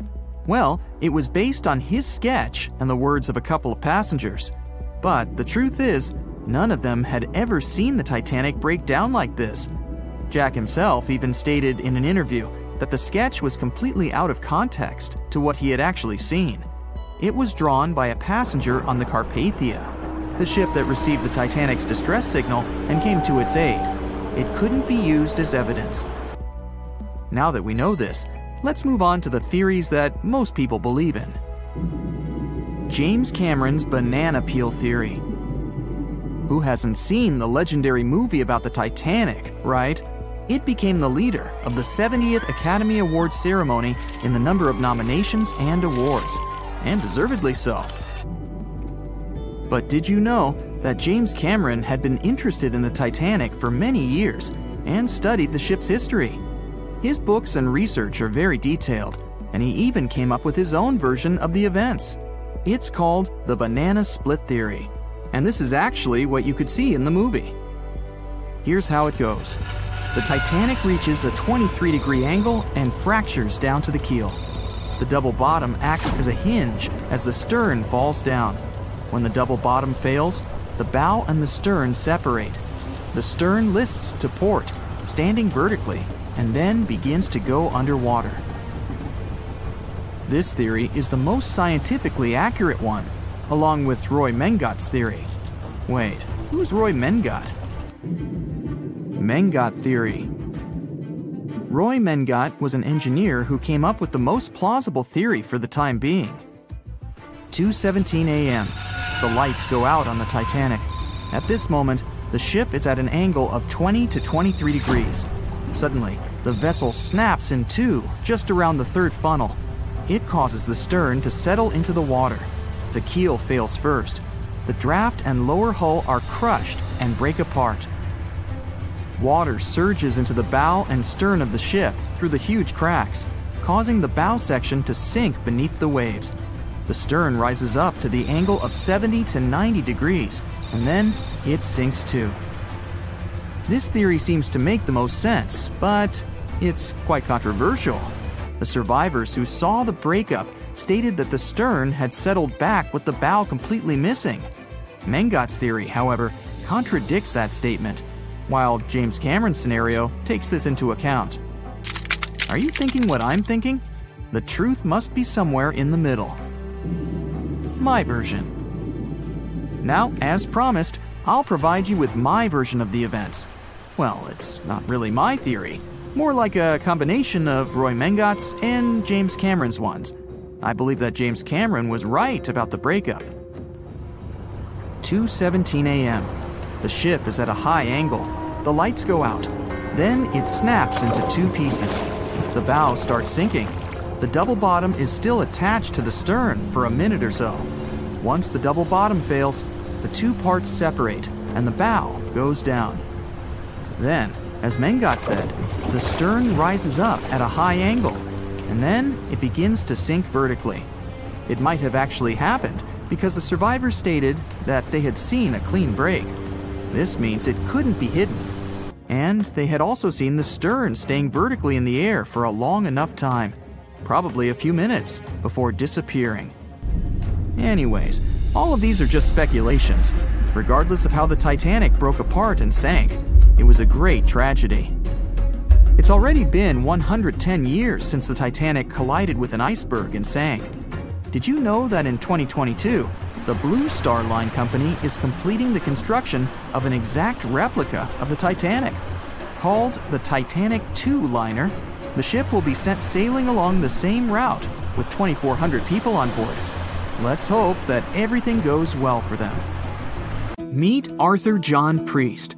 No, he isn't famous for being a painter or for discovering some long-lost treasure. He didn't invent some cool gadget or break any world records. No, Arthur John Priest is famous simply for being unsinkable. Proving one can be both lucky and unlucky at the same time, Priest was involved in and survived several mishaps at sea, including the fateful maiden voyage of the Titanic. Priest was not a rich man interested in sailing for pleasure. He was part of the working class, employed as a stoker or fireman, stuck for hours within the hot bowels of large steam-powered vessels. His job was dirty and difficult. He was responsible for keeping the furnaces lit, feeding them coal to ensure enough steam was produced for the engines to work. He had to be careful about not overheating the system or setting fire to the whole ship. The furnaces had to be carefully watched and constantly fed. He breathed it all in a while, working and fighting with the sweat and the dirt. He would often work shirtless because of the heat and was always covered in black coal dust. And when he finally had a break, his shared living quarters were nearby in the same part of the ship. He must have been good at his job though, because he had no trouble finding work. But wherever he went, bad luck seemed to follow. The first incident was a mild one. As a young man, Priest worked on the RMS Asturias. The passenger liner first set sail in 1907, traveling between Southampton in the UK to Buenos Aires in Argentina. At some point during its maiden voyage, the ship suffered a small collision. The damage was bad enough that the ship returned for repairs. Thankfully, there were no reports of any serious injuries. Priest, unfazed, simply went to work on another ship, but his bad luck lingered on the Asturias. In 1914, the Asturias became a hospital ship, helping care for sick men and women around Europe while bringing them home to England. But in March 1917, at just around midnight, the ship was struck by a foreign object. Its hull was breached and the engine room flooded. The captain ordered everyone to abandon the ship, sending crew, patients, and health staff scrambling for the lifeboats. The vessel was still moving, powering through the water because the main controls, located within the flooded engine room, could not be turned off. The captain refused to leave the ship while people were still trying to escape. He was able to aim the Asturias towards Bolt Head, where it finally hit land and couldn't sink. The remaining lifeboats were lowered and the final survivors made it to safety. When they studied the damage on the ship later, the Asturias was declared a total write-off. It might be hard to pin this particular disaster on Priest. After all, he wasn't even on the ship at the time. But it seemed that many of the ships on which he served were destined for trouble. His bad luck followed him to his next job on the RMS Olympic, a massive ocean liner. The Olympic was big. In fact, it had been designed and built as part of the fleet that included the Titanic. But with size came sacrifice. The Olympic was great at moving in one direction, but very difficult to handle when it needed to turn. It was September 1911. The Olympic was trying to alter its course. The Hawk, a smaller ship sailing nearby, didn't give the larger vessel enough room to maneuver, and the two slammed into each other. Because the Hawk was engineered to deal with potential confrontations when out at sea, its reinforced bow tore through the Olympic. Two large gashes appeared on the ocean liner's side. The propeller shaft was badly twisted, and worse, the ship began to take on water. Somehow, the Olympic made it to shore without sinking, and nobody was seriously hurt. Priest had no idea that this was just a small taste of what his future held for him. He next found employment on a brand new ship, a better ship, an unsinkable marvel that was said to be the biggest vessel to have ever been built. Yes, he was going to work on the Titanic. And what a job! It took 29 boilers, requiring 850 tons of coal a day to produce enough steam to power the Titanic. Priest was just one of 150 stokers toiling away in the ship's underbelly, keeping those fires burning day and night. He made around $30 a month.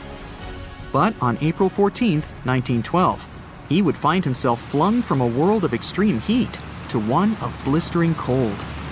At approximately 11:35 p.m., the crew spotted an iceberg. The Titanic tried to avoid it, but the alarm had been sounded too late. 5 minutes later, the two collided. The iceberg tore through the hull, and the once watertight compartments inside were badly ruptured. As the cold Atlantic water flooded in, the ship began to sink. Distress signals were sent, but the closest ship, the Carpathia, was over 3 hours away. In the dark of night and stuck in the middle of nowhere, the crew and passengers panicked. Those who could scrambled for the lifeboats. Others jumped into the icy waters. In total, only 706 survived that terrible night. Priest, at the time of the collision, was down in the ship's lower quarters. He was on break, relaxing from a hard day of work. And as the ship went down, so did his chances of survival. He and his fellow workers were in the most dangerous position on the ship. They had to make their way through a maze of corridors and gangways, some of which were flooded, in a mad dash to the deck. And then they faced the frigid water, jumping in and desperately swimming to safety. The ocean was so cold that Priest even suffered frostbite before finding his way onto a lifeboat. He was one of only 44 stokers to survive that night. After an experience like that, most of us would never set foot on a boat again. But Priest had to work. His next job also ended in disaster. He was offered employment on the HMS Alcantara. It went down in 1916, and Priest was again one of the few to make it to safety. He was badly wounded in the process. But he kept pressing his luck, and his next job as a stoker may have felt eerily familiar. He would be working on a ship built by the same people behind both the Olympic and the Titanic. And this ship, named the Britannic, was the biggest of the three. It was also believed to be a superior vessel, fitted with new safety features after the Titanic sank. For example, it had 48 open lifeboats, 46 of which were the largest ever used on a ship before. 2 of these were even motorized and equipped with special communication devices. The good news? The Britannic survived its first trip without incident. It was already doing better than the Titanic ever did. However, on November 21st, 1916, the Britannic was shaken by a loud explosion while traveling through the key channel in the Aegean Sea. The hull was damaged, and some of the compartments began to fill with water. But Unlike the Titanic, the Britannic had been designed for just such an emergency. It had been fitted with 5 watertight bulkheads. Intact, these would help keep the ship safe and floating for a much longer period of time. But there was one issue. Portholes along the lower decks had foolishly been left open. As the ship tilted, the portholes let in water, which flooded the Britannic and hastened its descent into the sea. This effectively made those watertight bulkheads useless. The ship was going down fast, much faster, in fact, than the Titanic had sunk. 35 of the lifeboats were successfully launched, saving most on board. Of the 1,066 passengers and crew, 1,036 survived. Priest, his luck intact, was one of them. And yet, he still wasn't done with a life at sea. He accepted a position as a stoker on the Donegal. It was a smaller passenger ferry that had been converted for use as a hospital boat. In April 1917, it was struck by a foreign object while fleeing an unsafe situation, and though he suffered from a head injury, Priest was again one of the survivors. It took experiencing 2 collisions and 4 sinkings before Priest was finally ready to retire. In fact, he reportedly said he only gave it up because no one wanted to sail with him. Can you blame them? He would live out the rest of his life on dry land in Southampton, England, with his wife Annie and their 3 sons. But Arthur John Priest would always be remembered as the unsinkable stoker. Staying in the water that's 70 degrees Fahrenheit for a long time definitely won't do your health any good. A water temperature of 50 degrees Fahrenheit is a nightmare. It feels much colder than the air of the same temperature. The passengers of the Titanic were in 28 degrees Fahrenheit water. Can you imagine how cold it was? Even the iceberg that the Titanic met was warmer. The water didn't freeze because of the high salt content. But what if the temperature had been higher? What if the Titanic had sunk in warm water, say 120 degrees Fahrenheit? Theoretically, this could have happened had the waters of the North Atlantic met a warm undercurrent from the southern part of the ocean on disaster day. But this heat wouldn't have been enough. The ocean area is too vast, and the temperature is too low at night. The warm undercurrent alone wouldn't have made a difference for people who were overboard. But if the Titanic had sunk in another place at one particular moment, perhaps then all people could have been saved, thanks to an incredible natural phenomenon. Now, on board everybody, our voyage to a parallel universe begins. It's a moonless night on April 14th through 15th. The Titanic crashes into an iceberg. Icy water floods the lower decks. The captain sends a distress signal. The nearest rescue ship, Carpathia, is 58 miles away from the sinking Titanic. At maximum speed, Carpathia will get there in 4 hours. That's quite long, even in warm tropical waters, since your body loses heat anyway. The Titanic begins to sink. The crew downs lifeboats. Some of the passengers jump overboard. The ship is going under the water. There are no boats left, so you jump along with other passengers. It feels as if you got inside a huge iceberg. The water is so cold that it's hard for you to move. You can't even scream because there's no air in your lungs. But at this moment, you feel a pleasant warmth coming from the depths. The heat rises above your knees and waist, then reaches your neck.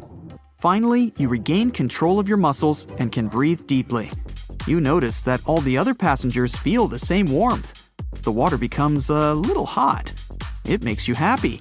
But in a moment, horror replaces your delight. The ocean begins to foam.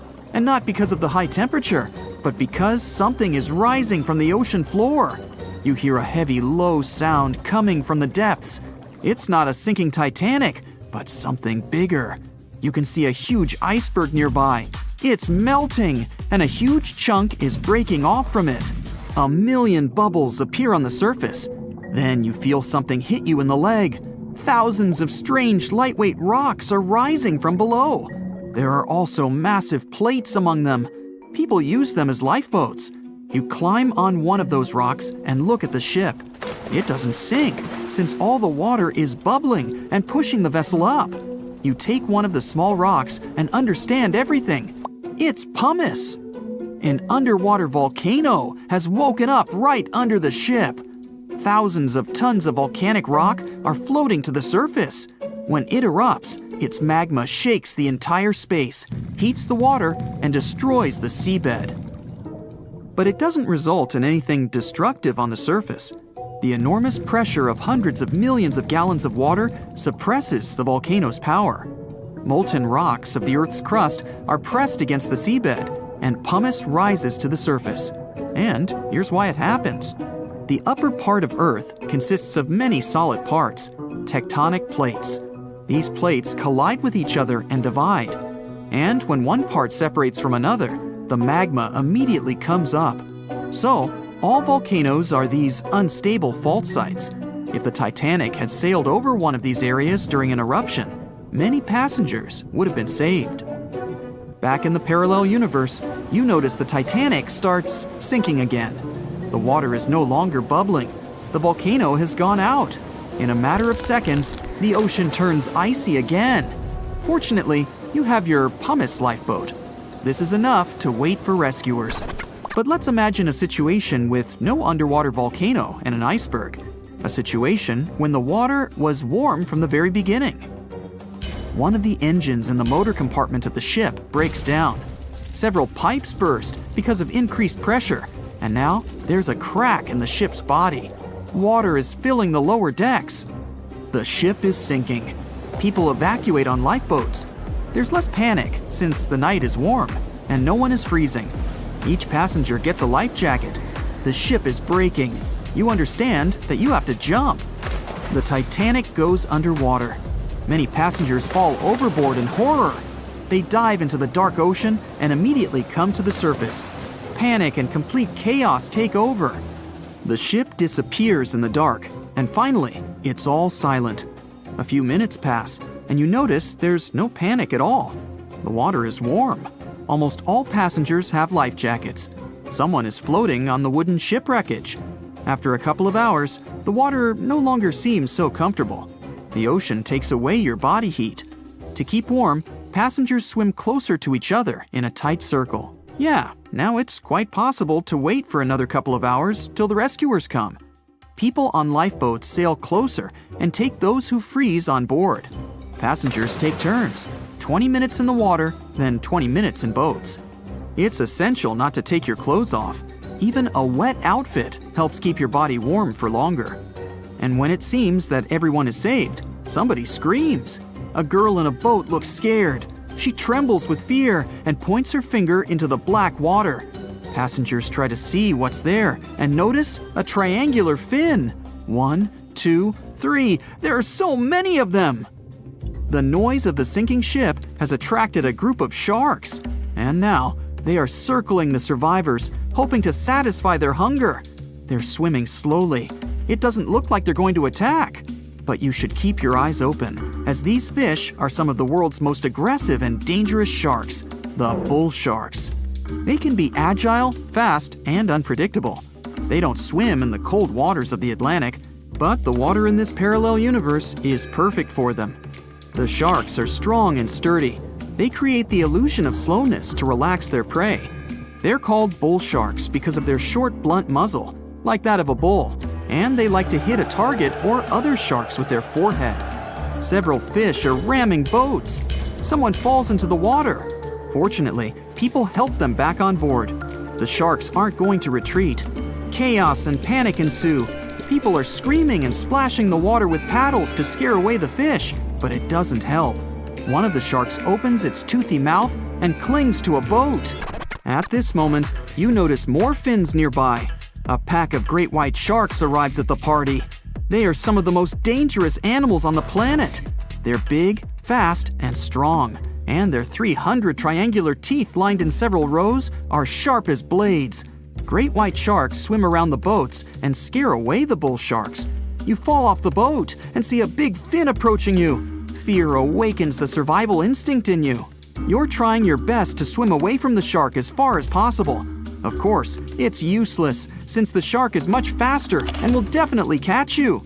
You feel your foot touching the shark's nose. The other foot gets into the toothy mouth. You scream in horror. After a second, the shark lets you go. Great white sharks rarely attack people. If they bite, it's just to test you. After all, The shark's favorite prey is seals. It simply loses interest if it realizes you aren't a seal. But if the shark is starving, it doesn't matter to it what kind of prey you are. Lucky for you, this one is not like that. Those survivors in the boats have almost nothing to fear either. Great white sharks don't attack them. They can push boats slightly, but only to test them. The great white shark is swimming away from you, but a bull one appears, and it looks like it's hungry. The shark is swimming towards you, opens its mouth, and a loud ship horn penetrates the water. This is the RMS Carpathia that has come to the rescue. All the sharks swim away scared. All passengers are saved. Back in our universe, another ship that had been nearby could have saved the passengers much earlier. But that's another story. You know SOS, don't you? 3 dots, 3 dashes, and 3 more dots. It's an easy enough signal to tap out in Morse code. It means save our souls or save our ship. The crew of the legendary Titanic had been desperately trying to send this signal for 2 hours the night of April 14, 1912. There were other ships not too far from the spot where the iceberg took down the mighty Titan of the sea. But the call for help seemingly disappeared before it could reach them. The passenger ship SS Mount Temple did pick up a signal and try to respond, but the Titanic never got the answer. So what was silencing the ship's cries for help? Some unknown Bermuda Triangle of the North Atlantic? Consider this. Eyewitnesses say the sky was painted with a brilliant aurora borealis that cold, fateful night. Beautiful, yes, but on that day, the northern lights may have sealed Titanic's fate for good. You see, the aurora borealis forms thanks to geomagnetic storms. Sounds complicated, but those are basically fluctuations in the Earth's magnetic sphere. And what causes those is the sun itself. The magnetic sphere is like a protective bubble that surrounds our planet. It blocks harmful solar rays, winds, and other cosmic dangers from reaching us. Without it, life on our planet wouldn't be possible. Earth would look more like Mars. You also have it to thank for compasses pointing north. Experts know the Earth's magnetosphere affects navigational equipment, or disrupts it. Which brings us back to the Titanic. Recently, a published weather researcher named Mila Zenkova proposed a theory that solar flares, which provoked a geomagnetic storm, could have played a major role in the Titanic's untimely demise. Solar flares make themselves known on Earth all the time. Some people are especially sensitive to the magnetic storms they cause. These unlucky folks can feel weakness, fatigue, headaches, and even mood swings. On usual days, the pressure is the same on both sides. The magnetosphere blocks all the bad stuff, and we're all happy. But sometimes, explosions occur on the sun. They can be massive, Earth-sized. These flares shoot out a wave of charged particles that collides with the magnetosphere at high speeds. Our protective bubble then goes on the defense. It shrinks, deforms, and pushes those particles toward the poles. Enter those brilliant lights dancing above the Titanic that night. In the north, we know it as Aurora Borealis. In the south, Aurora Australis, or the Southern Lights. When the magnetosphere pushes those solar and cosmic particles toward the poles, they collide with molecules of different gases. That's why you get the range of colors. For example, oxygen can be green or red depending on the distance, and nitrogen is blue or purple. What multiple people saw that night was exactly this phenomenon, including the second officer from the rescue ship Carpathia. He wrote it down in the logbook before getting the distress call from the Titanic. But I'm getting ahead of myself. Auroras are a visible sign of a geomagnetic storm. Now, about navigational equipment. This applies to satellite and radio frequency devices. Remember, they didn't have iPhones back in the Titanic days, so the average person couldn't notice their gadgets going haywire. But navigational devices and wireless telegraph did exist and were actively used. Rewind back to the Middle Ages, when sailors noticed that, on some days, compasses wigged out. The arrows spun in all directions, and people back then had no idea why. It wasn't until the 18th century when French scientists found out that such problematic days occur at the same time as black spots appearing on the sun. Solar flares, the mystery was solved. Now, the Titanic had the most advanced, well-known radio equipment at that time. They tested it thoroughly to make sure it worked for distances up to 2,000 miles away. Titanics passed them all. On April 10, 1912, the massive liner left Southampton and set off for New York. The very next day, the crew started getting the first reports of drifting icebergs and ice fields. They put dots on the map to mark the coordinates and let out a sigh of relief. All the troublesome spots were north of the Titanic's planned route. But after a couple of days, the warnings were moving farther and farther south, encroaching on the majestic ship. On April 14th, Captain Edward Smith decided to change course to the south in hopes of bypassing the ice. This ended up being a huge mistake. Enter the magnetic storm. If it was throwing the navigation equipment off, even by a tiny error of half a degree, the captain could have been mistakenly taking the ship right toward a cluster of icebergs. What's even worse, the radio operators ignored warnings coming from other ships. That, or they simply forgot to hand them over to the captain. As hired contractors from the radio company, they were more interested in transmitting paid telegrams from passengers on that luxurious liner. The radio transmitter kept going out of order that evening, probably because of all this private traffic. When it was finally fixed, operator Jack Phillips received another message from the SS Californian at 10:30 p.m. Their operator was trying to warn Phillips about the coordinates of drifting icebergs, but he paid them no attention. He was nervous and in a hurry. Was the magnetic storm to blame for his frayed nerves and bad mood? We can only speculate. But as you know, some people are more sensitive to these things. The weather was fine, the ocean was calm, the water was smooth as glass. Despite all the warnings, the ship continued to sail at a maximum speed of over 22 knots. An hour later, Titanic collided with the infamous iceberg. On April 15th at 12:14 a.m., in the middle of the night, Titanic's operators started to transmit the first emergency signals. The SS Californian was sailing just 20 miles from the Titanic. They could have easily come to a quick rescue. But 10 minutes before the disaster, the Californian's radio operator had gone to bed. He was the only one who understood Morse code on the ship. According to this new theory, the magnetic anomalies possibly blocked Titanic's messages to other ships. For example, the steamer SS La Providence didn't receive any signals from the sinking ship at all.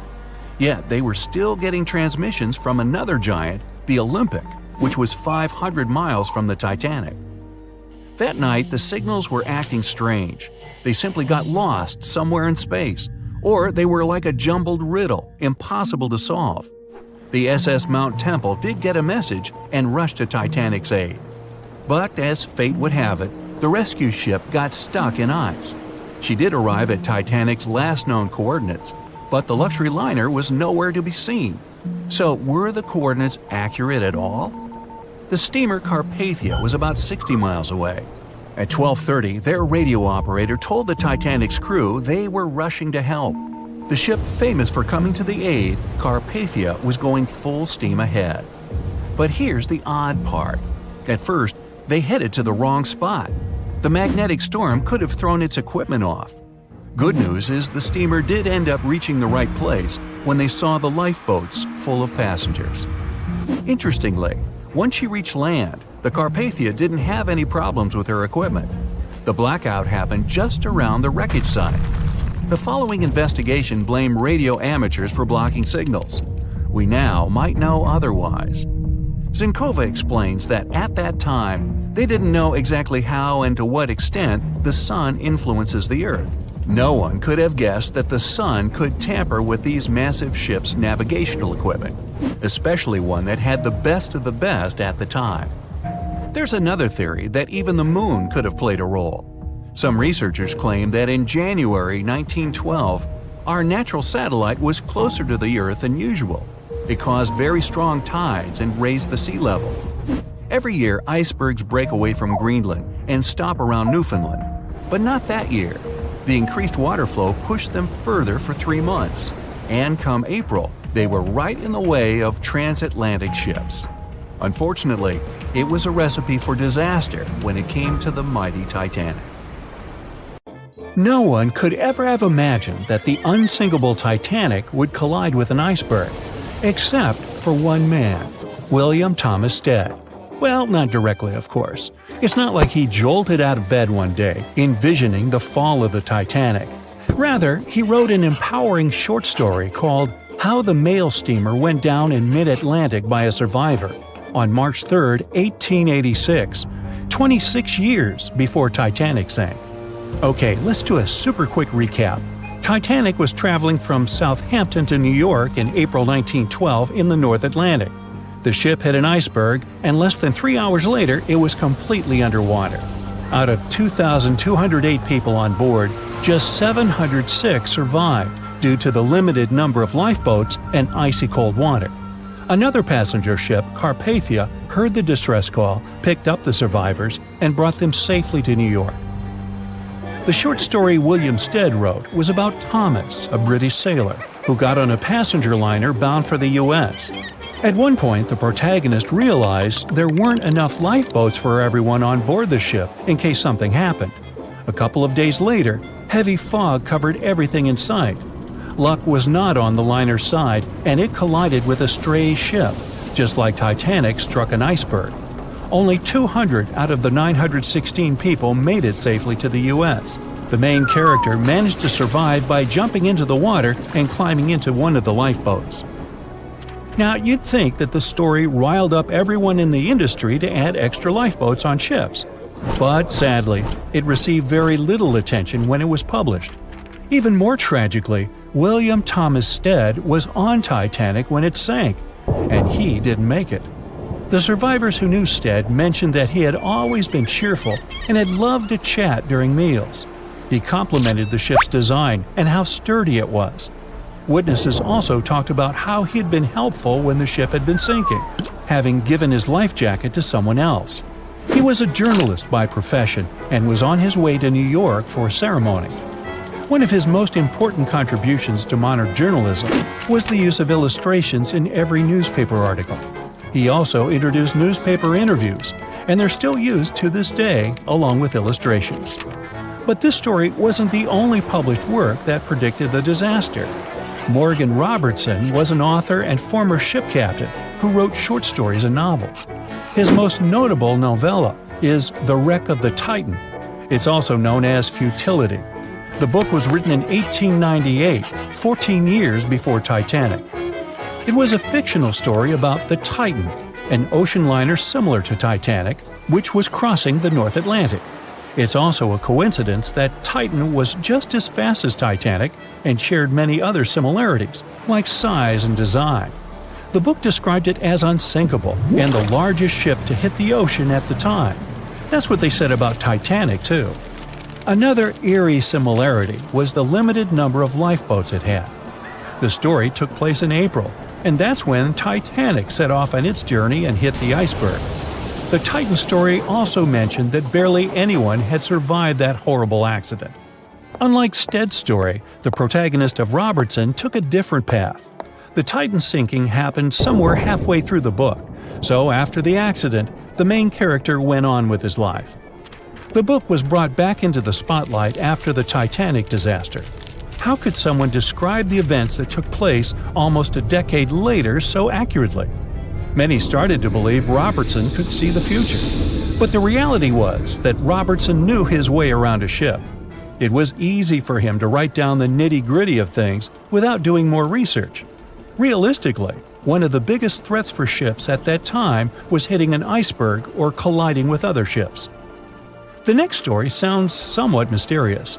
Once, Alex Mackenzie heard a voice that warned him not to board Titanic. But when he turned around, there was nobody there. As he continued walking, the voice spoke to him again, but this time it was louder and more distinct. He took the warning seriously and decided to cancel the trip and go back to Glasgow, Scotland, his hometown. His grandparents weren't too happy to find him back home instead of on Titanic. After all, the ticket was very expensive. That disappointment very soon disappeared when they heard that the ship had struck an iceberg. John Coffey was a member of the crew of Titanic, but he decided to ditch the ride when the ship stopped at his hometown in Queenstown, Ireland. His inner voice told him to get off the liner, and he did. He was only 23 at the time, and for someone his age, it could be a major career boost and an opportunity to grow. Despite the horrible tragedy, the guy signed to work with the RMS Mauritania just months after the Titanic sinking. Talk about commitment. Some added info was revealed about what may have contributed to the fall of Titanic. The constructors insisted that the ship was unsinkable, but many people later theorized that the vessel's steel plates had been too frail for the freezing Atlantic water. It may have caused the rivets to pop, allowing ocean water to seep inside. Another theory is that there may have been a fire in the hull of the Titanic that had been raging for 3 weeks before the voyage. The fire softened the steel, allowing the iceberg to cut through it like a hot knife through butter. Some pictures before the ship set off on its journey show black marks on the hull, which could have been caused by fire.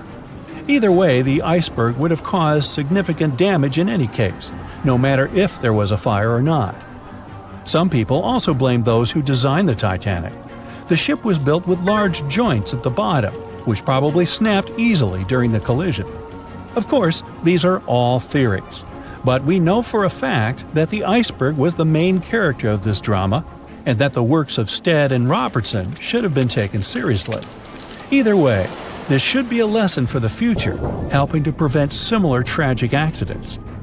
By the way, ocean liners and passenger ships wouldn't exist if it hadn't been for Thomas Newcomen. In 1712, he invented a steam engine that was so strong it could produce enough energy to power a ship. And a century later, in 1819, the first steamship traveled across the Atlantic Ocean to Liverpool, UK. It only took the vessel 29 days to cross the ocean. The passenger ship industry boomed in the early 1900s when it became easier for people to move to America or go on holidays. As decades rolled by, the use of aircraft stole the spotlight from passenger ships since planes were faster and more efficient. Nowadays, it's quite rare for a passenger ship to collide with anything in open water. Modern technologies can detect anything that can pose a threat and even predict stormy weather. Cruise ships these days are giants compared to the vessels of Titanic's era. Modern ships can carry almost twice the number of passengers and have amenities folks back then could only dream of.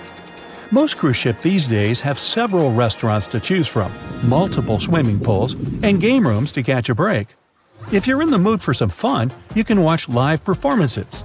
Don't forget about the helicopter pad, because why not? Don't worry if you start feeling unwell. The in-house doctors are always there to help any passenger in need. And these ships are only going to get bigger. Putting Titanic and a modern cruise ship side by side is like comparing a Corgi to a Doberman. Back then, Titanic was the biggest and most cutting-edge vessel anyone could dream of. So, who knows what the future of cruise ships can hold? We might even have entire cities floating around. That would be a really big boat. It was the biggest ship ever built in its time, and it was supposed to be unsinkable. But within days of steaming out on its first voyage in 1912, the Titanic was gone beneath the relentless waves of the North Atlantic Ocean. And of its more than 2,200 passengers and crew, only 706 survived that dreadful night. Would a smaller ship have fared any better in the same situation? Did the size of the iceberg truly matter in the end? Was it a mistake for the ship to change course at the last minute as it tried to avoid impact? These are 3 questions that have people pondering, what if? We do know that Titanic was considered an engineering marvel in its day.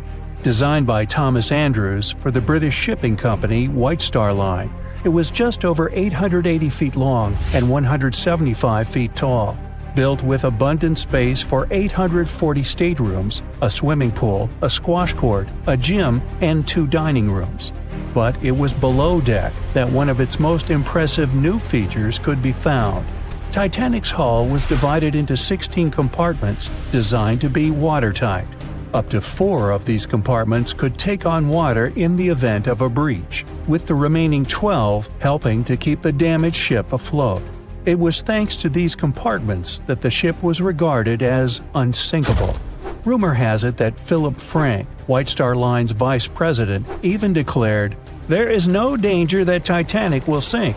The boat is unsinkable, and nothing but inconvenience will be suffered by the passengers."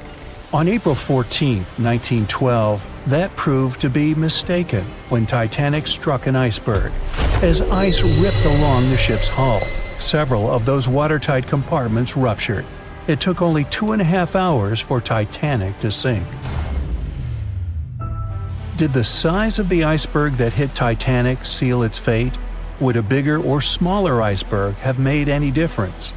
Icebergs come in a wide variety of shapes and sizes. They are pieces of ice that have broken away from glaciers or ice shelves in the Arctic and Antarctic, and are now wandering across the ocean until they eventually melt. One of the tallest icebergs ever found would have easily dwarfed Titanic. Discovered in 1957, it was 550 feet high. That's close to the height of the Washington Monument. Imagine ramming into something that big. Smaller icebergs, though, can turn out just as dangerous. Some are the size of houses and called bergy bits.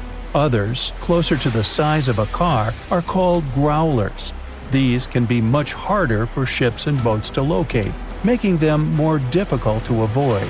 And though smaller, they can produce a lot of damage when hit. It's also critical to recall that icebergs are always bigger than they seem, with the majority of their mass lurking below the ocean surface. In fact, over 80% of an iceberg's volume is underwater. Most of its sharp, jagged edges cannot be seen. Roam too close, and you risk damaging your ship's hull. Because Titanic had little notice of its impending doom, a smaller iceberg, struck at the same angle, could still have been enough to bring that mighty ship down. Now, it's possible that had the iceberg been larger, it would have been spotted sooner. Titanic might have had time to alter course and avoid the impact. But missing that one iceberg would not have guaranteed Titanic's safety. It was traveling in a dangerous stretch of the Atlantic called Iceberg Alley. It's located 250 miles east and southeast of Newfoundland, Canada. Behind one iceberg, there could be another, and another after that. And so the crew on board had to remain very attentive to avoid several potential collisions, not just one. A smaller ship might have been better suited for the trip. Titanic's size was certainly a challenge when it came to steering. In fact, it had just left her dock in Southampton when it nearly collided with another smaller ocean liner, the SS New York, missing it by just 2 feet. The gigantic steamship was obviously not made for maneuvering quickly in tight quarters. A ship that size required time and space to change course. But when it comes to ships versus icebergs, a ship's size doesn't always matter. The Islander was a steamship designed to travel the Inside Passage in Alaska. In the summer of 1901, it struck an iceberg, which tore a hole in the front portion or bow of the ship. The vessel did not sink right away, and the crew tried to steer it to safety. Ultimately, its bow completely submerged, and its stern was lifted up and out of the water. It didn't take much longer before the ship sank completely. Of the 168 passengers and crew members, 128 survived, and $3 million in gold was lost. Islander had a 240-foot hull, making it almost a quarter of the size of Titanic, and that smaller size didn't seem to be much help in preventing a collision with an iceberg. And then there was the Hans Hedtoft in 1959. Also known as the Little Titanic or the Danish Titanic, it was referred to as the safest ship afloat. It was 272 feet long with 95 people on board. Much like the real Titanic, the Hans Hedtoft was specifically engineered to handle most of what the sea could throw its way. Along with its double steel bottom, it also had an armored bow and 7 watertight compartments. How could such a ship sink? But it could, and it did. It was on its first voyage, returning to Copenhagen, when it ran into trouble. On January 30th, it hit an iceberg. An SOS was sent, but when the Johannes Cross arrived to help, The Hans Hedtoff was nowhere to be found. The only evidence of the ship's existence was a lifebelt that was washed ashore in Iceland 9 months later. Again, the ship's smaller size didn't work in its favor. A smaller size of Titanic wouldn't have guaranteed a safe voyage in 1912. The final what-if concerns the last-minute choice when the iceberg was spotted and the alarm sounded. First, Titanic could attempt a complete stop, but this wasn't an option as the ship needed a half a mile to come to a halt, and the iceberg was a mere 900 feet away. Second, the Titanic could attempt to avoid the iceberg by steering away from it. This is what the captain ordered, but the attempt was unsuccessful, resulting in a deep gash across the ship's hull. The final option? To hit the iceberg head-on. Would this have made any difference? The answer is an intriguing maybe. Some think a head-on collision would have saved Titanic. In this scenario, the collision would have limited the damage to the very front of the ship. Instead of the iceberg tearing through the hull and compromising several of the watertight compartments, only 4 of the compartments would have been breached. This meant the others could do their job of keeping Titanic afloat. The ship could be stuck, unable to move, but it would remain above water until help arrived. This would provide a ship like Carpathia enough time to reach the scene of the accident and bring the people on board to safety. One of the Titanic's designers, Edward Wilding, made a similar claim during an inquiry into the sinking. He argued that most people would have survived a head-on crash, and that Titanic itself would not have sunk. Others disagree, though. First, the special bulkheads on Titanic were designed specifically to protect the ship against collisions with other vessels, not with icebergs. These compartments would crumple upon impact, absorbing some of the force while the other ship absorbed the rest. Though the damage would still be extensive, the remaining bulkheads would keep the ship afloat. But an iceberg does not have the same flex in a collision as you would experience with another ship. Most of the force would be absorbed by Titanic, resulting in greater damage to the ship. Even worse, the impact would be carried through the full length of the ship. Rivets would burst, seams would tear, the compartments would quickly flood, and the ship would sink even faster, resulting in fewer survivors. In any case, as with most what-ifs, we'll never really know the answer. As tragic as Titanic's first and last voyage was, it did result in changes that helped make venturing out to sea much safer. Findings from hearings on the disaster led to the creation of the International Ice Patrol, or ICC, in 1914, an organization that tracks icebergs in the Atlantic and Arctic Oceans to ensure vessels in the area can avoid them. In the US and Britain, ships were obligated to carry enough lifeboats to accommodate every person aboard. Regular lifeboat drills were made mandatory. And finally, the bulkheads on ships were made higher to keep water out, and bottoms were stretched to create double hulls, helping make the compartments truly waterproof. There's no denying that Titanic was a terrible tragedy, but the lessons learned from that night to remember has helped prevent many more. April 14, 1912. The dark night was filled with horrible sounds of a giant metal vessel breaking into two. The largest ship of that time collided with an iceberg that was on its way. The Titanic, one of the biggest stories of the 20th century that people still talk about. The starboard side of the giant vessel brushed up against the iceberg. It was 11:40 p.m. when things started going wrong. This iceberg caused enough damage for at least 5 watertight compartments in the hull to start filling with water. The crew immediately began a brief investigation to see if they could do anything and fix things. They had no one to rely on, all alone in the darkness of the cold night, far away from the land. The North Atlantic Ocean, around 400 miles south of Newfoundland, Canada. They needed time to figure out how to bring people to safety. They had some time, true, but not enough. If you watched the movie, you know the ship didn't plunge immediately after the icy doom had happened. The whole process lasted a good 2 hours and 40 minutes. But the situation was hard. There were 2,200 people to take care of, including crew and passengers, and things happening on the ship were chaotic. The chief designer, Thomas Andrews, soon realized they wouldn't be able to stay afloat. By midnight, the entire crew had begun preparing the lifeboats for launch. They had 20 boats with space for only 1,178 people, which was just a bit more than 50% of the people on board. The order was to get women and children to safety first. Crewmen were there to row and guide the boats. The scene over the next 2 hours gradually started escalating. The crew members had a task to wake up passengers and warn them something bad was happening. They wanted to place them into a fleet of lifeboats as soon as possible. At 12:15 a.m., some crew members sent out a distress signal. A steamship called Frankfurt was among the first ones that received the message and responded, but they were about 170 nautical miles away. Some other ships also got the message and offered their assistance, but sadly, they were too far away as well. At 12:20 a.m., the Cunard liner Carpathia got a distress signal from the Titanic and changed its course right away.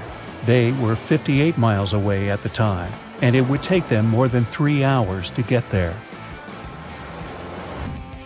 20 minutes later, the crew was lowering the first lifeboat. It was carrying only 27 passengers, although it had room for 65. Many of the lifeboats that were launched first were well below capacity. Crew members were worried, thinking the Davids wouldn't be able to hold a fully loaded lifeboat.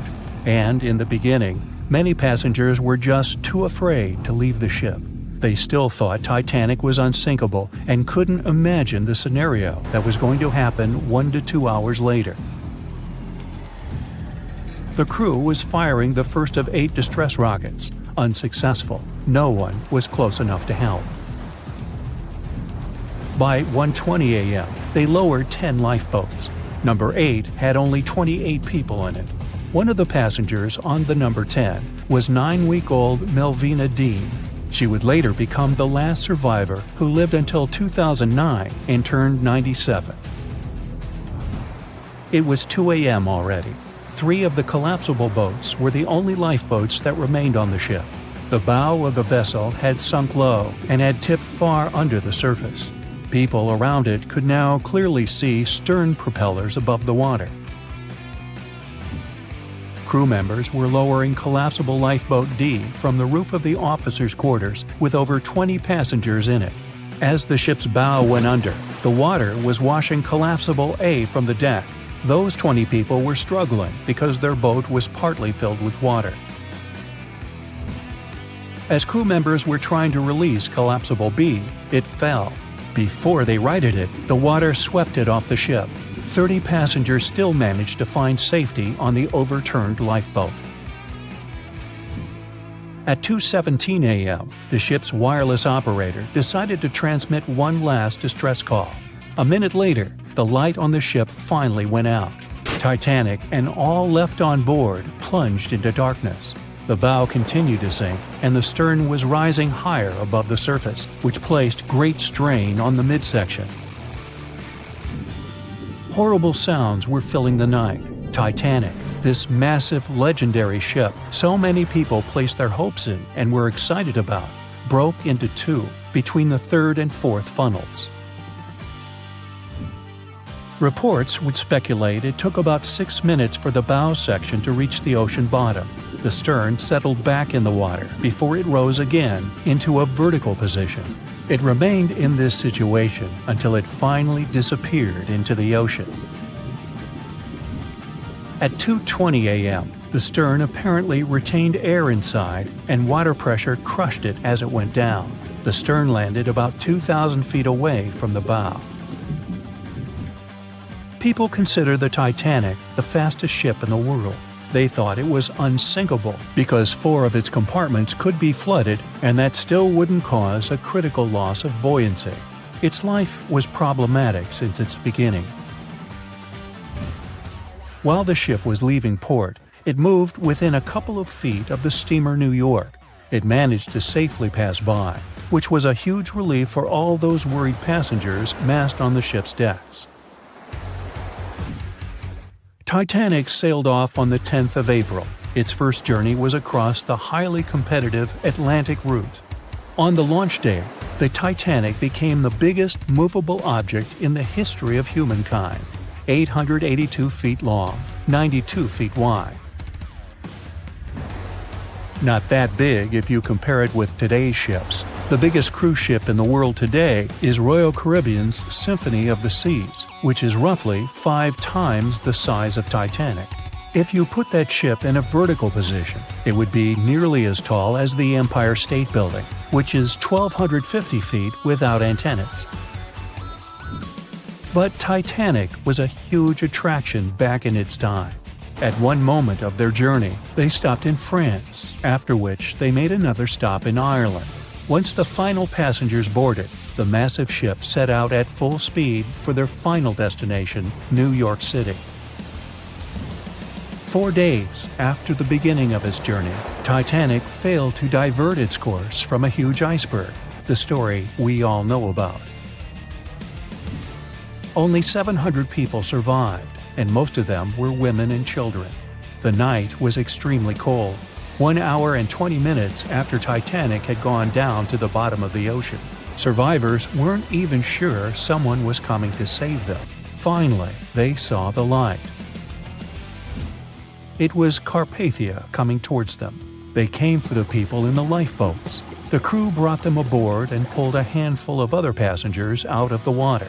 Many ships tried to contact Titanic a few hours after it sank. Their messages were never returned. Later, when there was an investigation of what really happened, they discovered the Leyland liner California had been less than 20 miles away when Titanic was sinking. But the crew didn't hear the distress signals coming from Titanic because their radio operator was off duty. Countries from both sides of the Atlantic were shocked and horrified when they heard details of what happened to Titanic. They decided to make changes to ship operations, rules that would help avoid such events in the future. They held the first International Convention for Safety of Life at Sea, where they adopted rules for every ship to have lifeboat space for each passenger on board. Also, lifeboat drills became mandatory.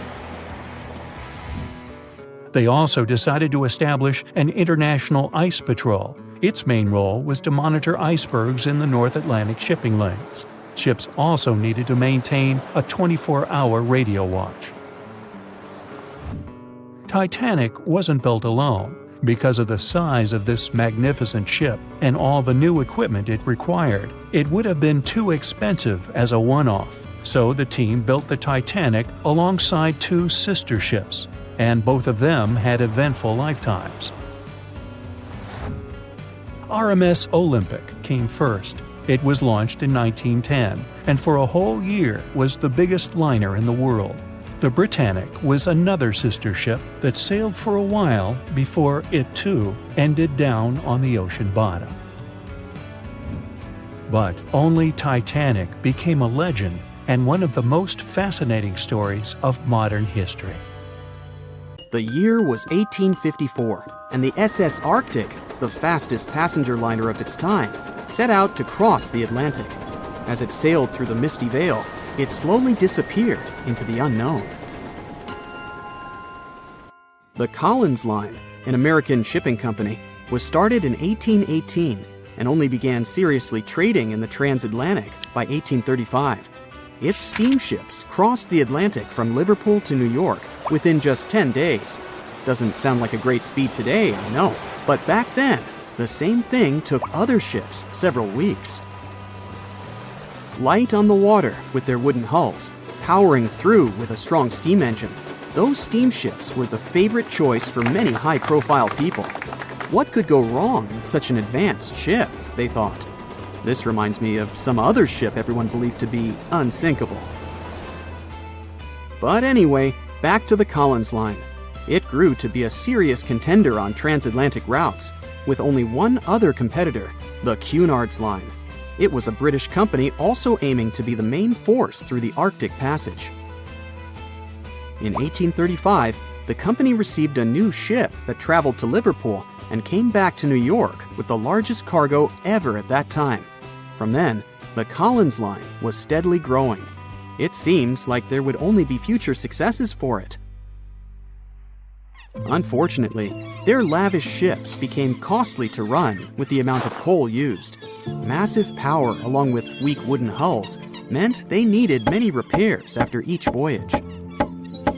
So, every trip ended up being expensive. But since the ships were safe and had a great reputation, people were willing to pay the price, and the company was definitely not in crisis. They had achieved something no one had managed to do before them. Like I told you, their ships crossed the Atlantic in a whopping 10 days, and Edward Collins, the owner, was very determined to maintain the pace. Their 5 ships easily outran the Cunard's Line of only 3. With this great praise, it provided more attention. Though the Cunard's ships were slower with their iron hulls, they believed there was still profit, regardless of how slowly they sailed. Among Collins' ships, the Arctic, the third of them to be launched, was the largest, reaching 284 feet long, with 2 side-lever steam engines, each with 1,000 horsepower. The paddle wheels made 16 revolutions a minute when at full speed. At the time of its launch, the press called it the most stupendous vessel ever constructed in the United States. But glamour and fame couldn't avoid what would come next. On the 27th of September, the Arctic was on its journey from Liverpool to New York, continuing a speed pace through the thick fog. It's possible that by that moment, after 4 years of record-breaking trips, the crew became overconfident with their sailing and the ship. Going only 50 miles from Newfoundland, they carelessly continued through the fog with no radio contact, sonar, or any other form of identifying objects, equipped only with Morse code. A smaller ship, the SS Vesta, which operated as a fishing vessel, often worked around Newfoundland. It was passing through the same path as the Arctic and crashed into its side. Shocked by the collision, the captain of the Arctic offered help to the much smaller Vesta, but it was soon clear that the damage that seemed minor on the Arctic was far worse. Beneath the waterline, a hole was letting water into the hull. The cost of the much faster wooden hull now seemed less valuable. They steered toward land, trying to plug the holes, but they weren't doing so well, and the seawater continued to pour in, filling up higher and pushing the ship down. And finally, once the engine room was full, it put out the boilers, taking away the massive power the Arctic was once legendary for. They moved slowly until coming to a complete stop. The ship continued to sink, and the order was to abandon it. At the time, maritime law allowed for the Arctic to carry only 6 lifeboats, only capable of saving 180 people. The crew and some of the passengers managed to push their way aboard and took most of the seats on those boats. Things were pretty wild, and everyone forgot about their manners, not letting the ladies and the youngest ones board first. It took 4 hours for the Arctic to sink. 150 crew and 250 passengers were on board. Those that weren't able to find a lifeboat made a desperate attempt to build their own rafts from parts of the ship.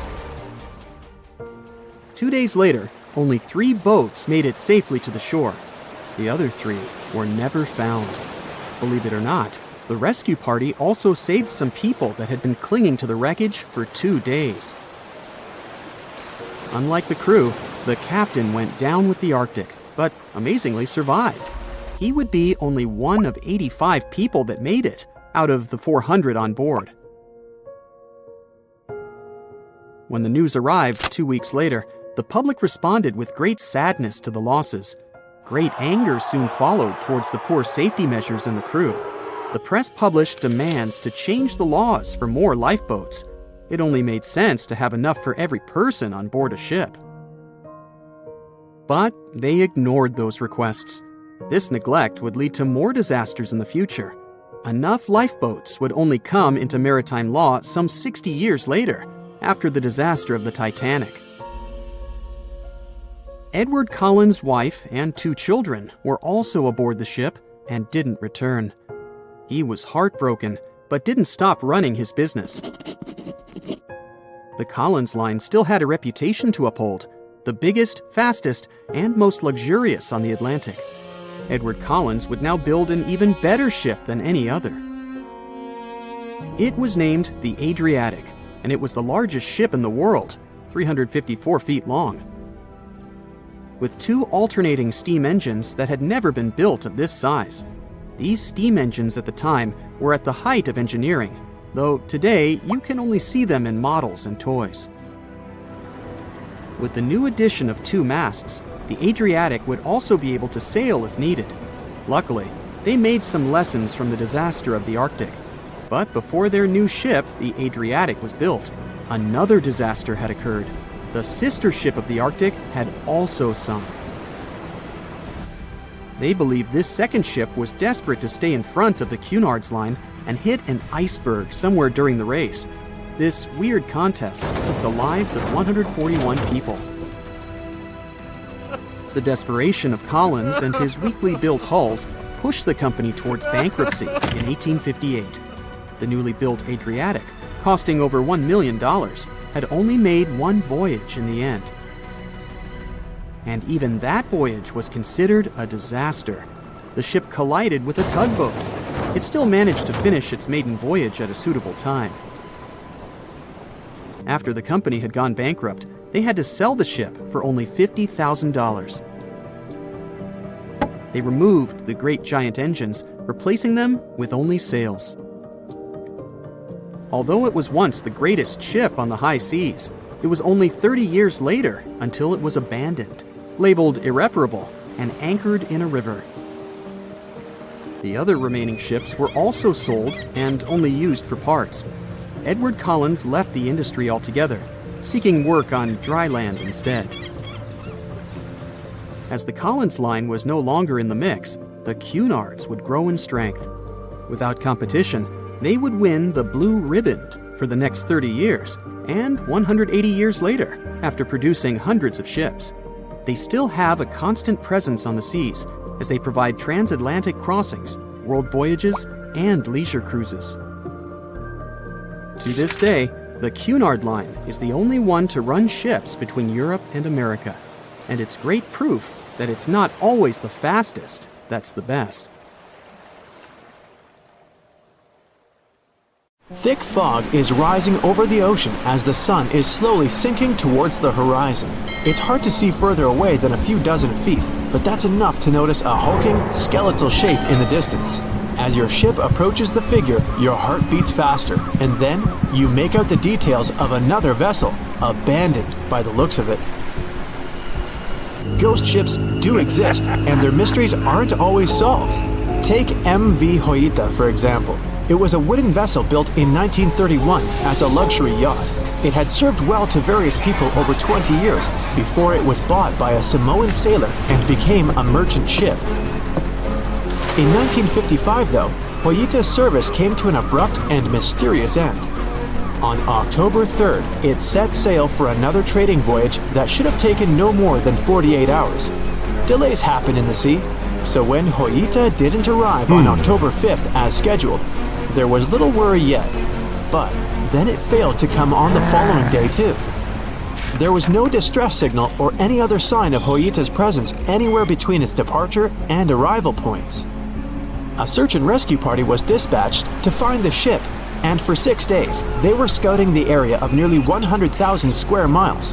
On October 12th, the mission returned to the base empty-handed. Hoita vanished without a trace. It was only a month later that another merchant ship, Tuvalu, noticed the missing vessel far away from its route, drifting in the open sea and listing heavily. The sailors boarded the ship and found that all of its crew and passengers, 25 people total, were missing, along with all the cargo the vessel had been carrying. The radio was tuned to the International Distress Channel, meaning that the crew had been trying to ask for help, but they couldn't reach anyone because the radio cable had been damaged, limiting the range to 2 miles. The lifeboats were missing as well, indicating that people on board must have left the ship. Unfortunately, they seem to have taken the logbook with them, leaving the rescue team clueless as to what had happened. Even today, the mystery of MV Hoita hasn't been solved yet. No one knows where the crew and passengers had gone and what had caused them to leave. SV Carol A. Deering wasn't a ghost ship in the usual sense of the word. There were no sightings of it in the open sea. Instead, it was found on the shore, but the circumstances of it running aground are a puzzle shrouded in mystery. Carol A. Deering was built in 1919 in Maine, and it was a large vessel made for commercial voyages. Unfortunately, despite its large cost of construction, it had only served for a year before its last trip. July 19, 1920. The ship was traveling from Puerto Rico to Rio de Janeiro via Newport News to deliver a cargo of coal. It was almost halfway to the final destination when the captain fell seriously ill, and the crew turned back to drop him and his son off and replace the captain. The voyage went without incident, but when it came to Barbados in December to resupply, there were strange moods among the crew. The first mate didn't seem to be happy with the new captain. No one paid much attention to it back then, when they probably should have. The last sighting of Carol A. Deering at sea was on January 28, 1921, when a lightship noticed it off the coast of North Carolina. There was some commotion on the quarterdeck of the ship, where the crew were normally not allowed. Then, another vessel sighted it, but there was already no one on the decks. On January 31st, the merchant ship was found hard aground in the Diamond Shoals, a site notorious for numerous shipwrecks that had been occupying there for centuries. When the search and rescue party boarded the ship, they found it abandoned, the log and personal belongings of the crew gone, along with the 2 lifeboats. There is still no answer to what happened on board of Carol A. Deering that January, although the most popular version was mutiny. Maybe we'll never find out the truth though. SS Bechimo is perhaps one of the most notable ghost ships in history. This large cargo steamer was built in 1914 in Sweden and plotted its way dutifully over 16 years, trading provisions for pelts with native tribes of Alaska and Canada. But then, on October 1st, 1931, Bechimo got caught in pack ice. At first, it seemed the crew would be able to wait it out and continue on their route because the ship broke free in a couple of days. But in less than a week, it became caught again, this time for good. In another week, a rescue party was sent to fetch 22 of the Bechimo's crew, while another 15 remained behind to wait through the winter if necessary and get the ship back. But a month later, after a powerful blizzard struck their camp, the sailors went out of their shelters only to find the ship gone. Luckily, a few days later, a native hunter told them Bechimo hadn't been lost yet. He'd seen it about 45 miles from where they had been stationed. They managed to track it down, but decided the ship wouldn't survive the winter. So they took the most valuable cargo from its hold and abandoned it. They were wrong though. SS Bechimo did survive that winter, and many more that followed. When the ice broke, it sailed away on its own, drifting listlessly along the shores of Canada and Alaska. There were numerous sightings of the ghost ship, sometimes adrift in the open sea, and at other times stuck in the pack ice again. People attempted to board and salvage it, but weather conditions or lack of equipment always prevented them.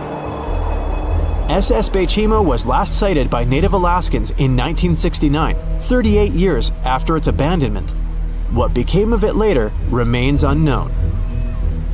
The story of SS Orang Medan is one of the most puzzling and harrowing ghost ship stories of the 20th century. No one even knows for sure if the ship even existed in the first place. It wasn't recorded in Lloyd's Shipping, the International Register of Ships, which makes it either a tall tale or a vessel that avoided being officially recognized for some shady reasons. In any case, the accounts as to what happened to the Medan vary. According to most reports, it was carrying some unknown cargo in the Indonesian waters when a distress call was received by another ship in the vicinity. The officer on duty heard an SOS message, but its contents are different depending on the accounts. The message did not repeat, and the crew of Medan didn't answer to any attempts to contact it back. The ship that received the distress call hurried to the rescue, but they only reached the vessel the following day, when it was already drifting and slightly listing. When the rescuers boarded the ship, they found that none of the crew had survived. However, one lifeboat was missing, which implied that there was at least one crew member who managed to escape. What happened to the rest of the people on board remains a mystery to this day. Still, there are no hard facts about this story, so we might never find out whether SS Orang Medan was actually a ship and not a thing of fiction. SV Zabrina was a 3-mast sailing barge built in 1873 for river trade ships in South America. She served for well over 4 decades, proving to be a sturdy and reliable ship. It was later transferred to Europe, where it continued serving its purpose well. But then, in October 1917, Zabrina set sail on a regular voyage only to be found ashore several days later. Mysteriously, although the ship was perfectly intact, the entire crew of 5 and the captain were gone. There is no direct evidence or hard facts as to what really happened that day. The most convincing theory is that the crew were washed away from the deck because of an underwater explosion. And then the ship sailed ahead without them, but the truth, as always, remains unknown. April 1912 marked one of the most terrible tragedies in the history of the world. The most unsinkable vessel, the pinnacle of engineering at that time, the huge Titanic, sank. On that dark, moonless night, the ship had many chances to save its passengers. There was another ship just a few miles away that could have saved the Titanic, but it didn't. It wasn't a phantom ship, and it's not some legend or a theory. This is a documented reality. There are records and witnesses' statements confirming this. But why didn't this ship help? Let's find out what happened that night by looking at these events from 3 different points of view. Let's start with the Titanic version. 11:30 p.m. The moon hides behind black clouds. Visibility is bad. Everything is calm on the Titanic. Under the captain's guidance, the communications operator stays in touch with the mainland through the radio. At this moment, some stranger breaks into the frequency, interrupting the operator's communication. It's unclear what this strange man wants and what he's talking about. The operator doesn't try to figure it out. He shouts at the guy, demanding him to disconnect. The connection is interrupted. At 11:40 p.m., the Titanic crashes into an iceberg. The ice breaks the hull. Water begins to flood the lower decks. Nobody is panicking yet. 20 minutes later, at midnight, the ship's crew sends a distress signal through the radio frequency. Few people understand how bad the situation really is. After 20 minutes, at 12:20 a.m., they start lowering lifeboats with passengers. At 12:25 a.m., they receive a response to the distress signal. This is RMS Carpathia. Their captain reports they're already sailing at maximum speed towards the Titanic. But the problem is that the crash site is 58 miles away. This means Carpathia will only be here in 4 hours. At 12:45 a.m., the sinking ship's crew release rockets into the air. These flares are one of the main reasons for the terrible fate of many passengers, but more on that later. 90 minutes later, the Titanic's deck breaks and the ship dives underwater. At 4:10 a.m., the Carpathia finally arrives at the shipwreck location. The crew members make heroic efforts to save all the people. They take 705 survivors on board. At this moment, another ship appears. It's SS Californian. The Carpathia sails towards the New York coast with all the people. The Californian floats in search of passengers and finds nothing but wreckage. The ship was only a few miles away while the Titanic sank into the icy water. The Californian could have saved these people, but did nothing. Its captain, Stanley Lord, made one of the most terrible acts that a sailor can allow. He didn't help a sinking ship. When the world found out about all this, they detested Captain Lord. They couldn't bring charges against him, and the trial didn't punish him. But his career was ruined entirely, as no other ship company would hire him. Despite this, he never confessed he had been guilty. Before he passed away, the captain said it hadn't been his fault. If this was true, then what happened there? This brings us to the Californian version. It's the night of April 14th. The Californian is sailing in the cold waters of the North Atlantic. The ship gets into a section with a lot of icebergs. At 10:10 p.m., Captain Lord stops the ship. It's too dangerous to move around this area, as they can damage the hull. At 11 p.m., the ship starts drifting. It's impossible to move in such conditions with such poor visibility. The captain knows that the Titanic is coming here, so he orders the radio operator to warn the ship about the danger. Radio operator Evans turns on the receiver and tries to contact the Titanic. He spends about 30 minutes on it. The connection is finally established. At this moment, the Titanic radio operator is speaking with the mainland. Evans interrupts this conversation and tries to warn the ship about icebergs. The operator doesn't understand Evans' words. He's annoyed because Evans broke into the channel so brazenly. He shouts at Evans and cuts the connection. Tired, Evans turns off the receiver and informs his superiors about the incident. It's still a mystery how the captain reacted to this news. He probably thought the Titanic knew about the danger. He lets Evans go to bed.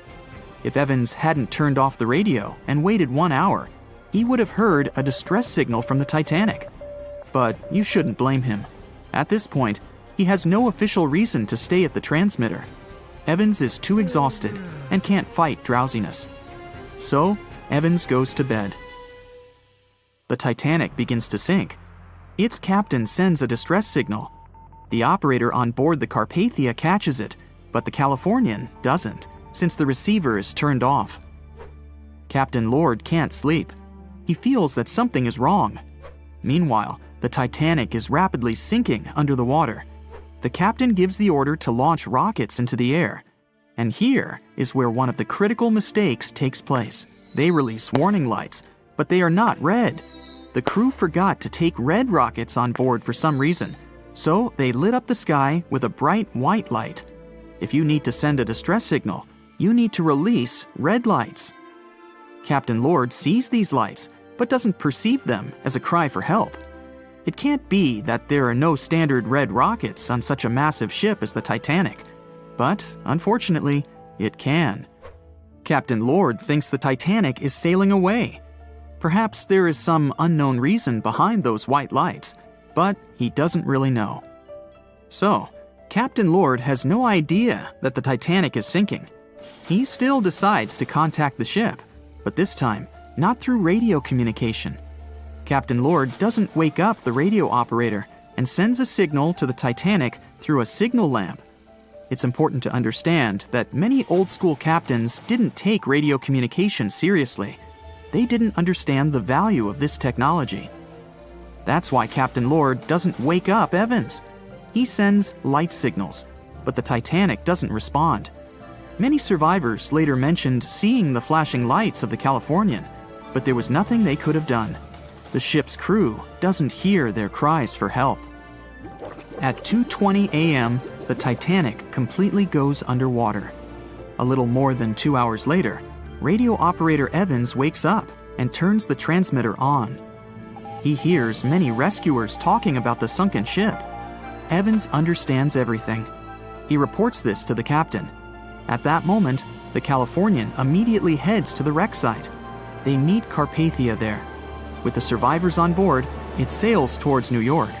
The Californian stays sailing and looking for people. They find nothing but wreckage.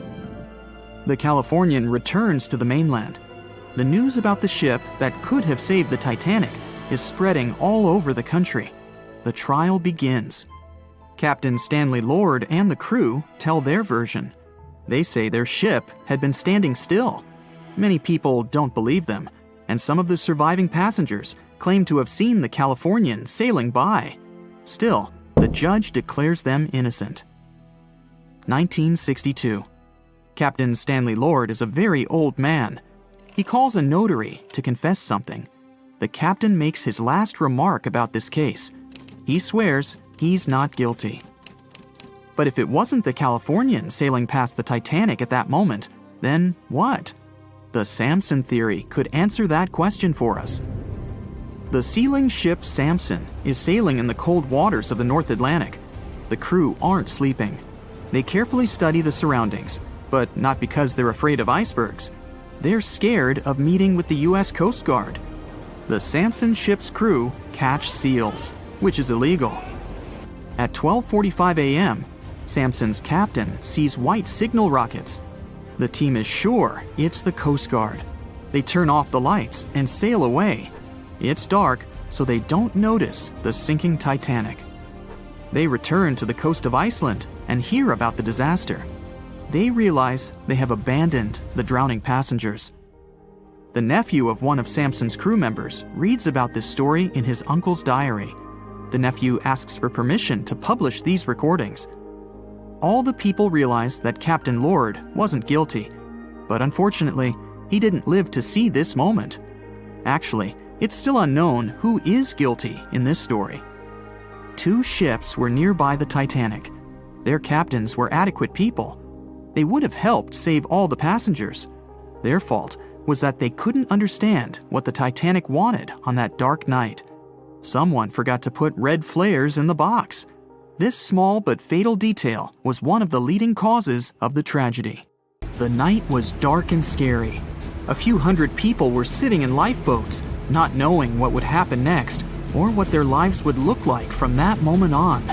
All they knew was the giant ship they had been sailing on just a couple of hours earlier disappeared in front of their eyes.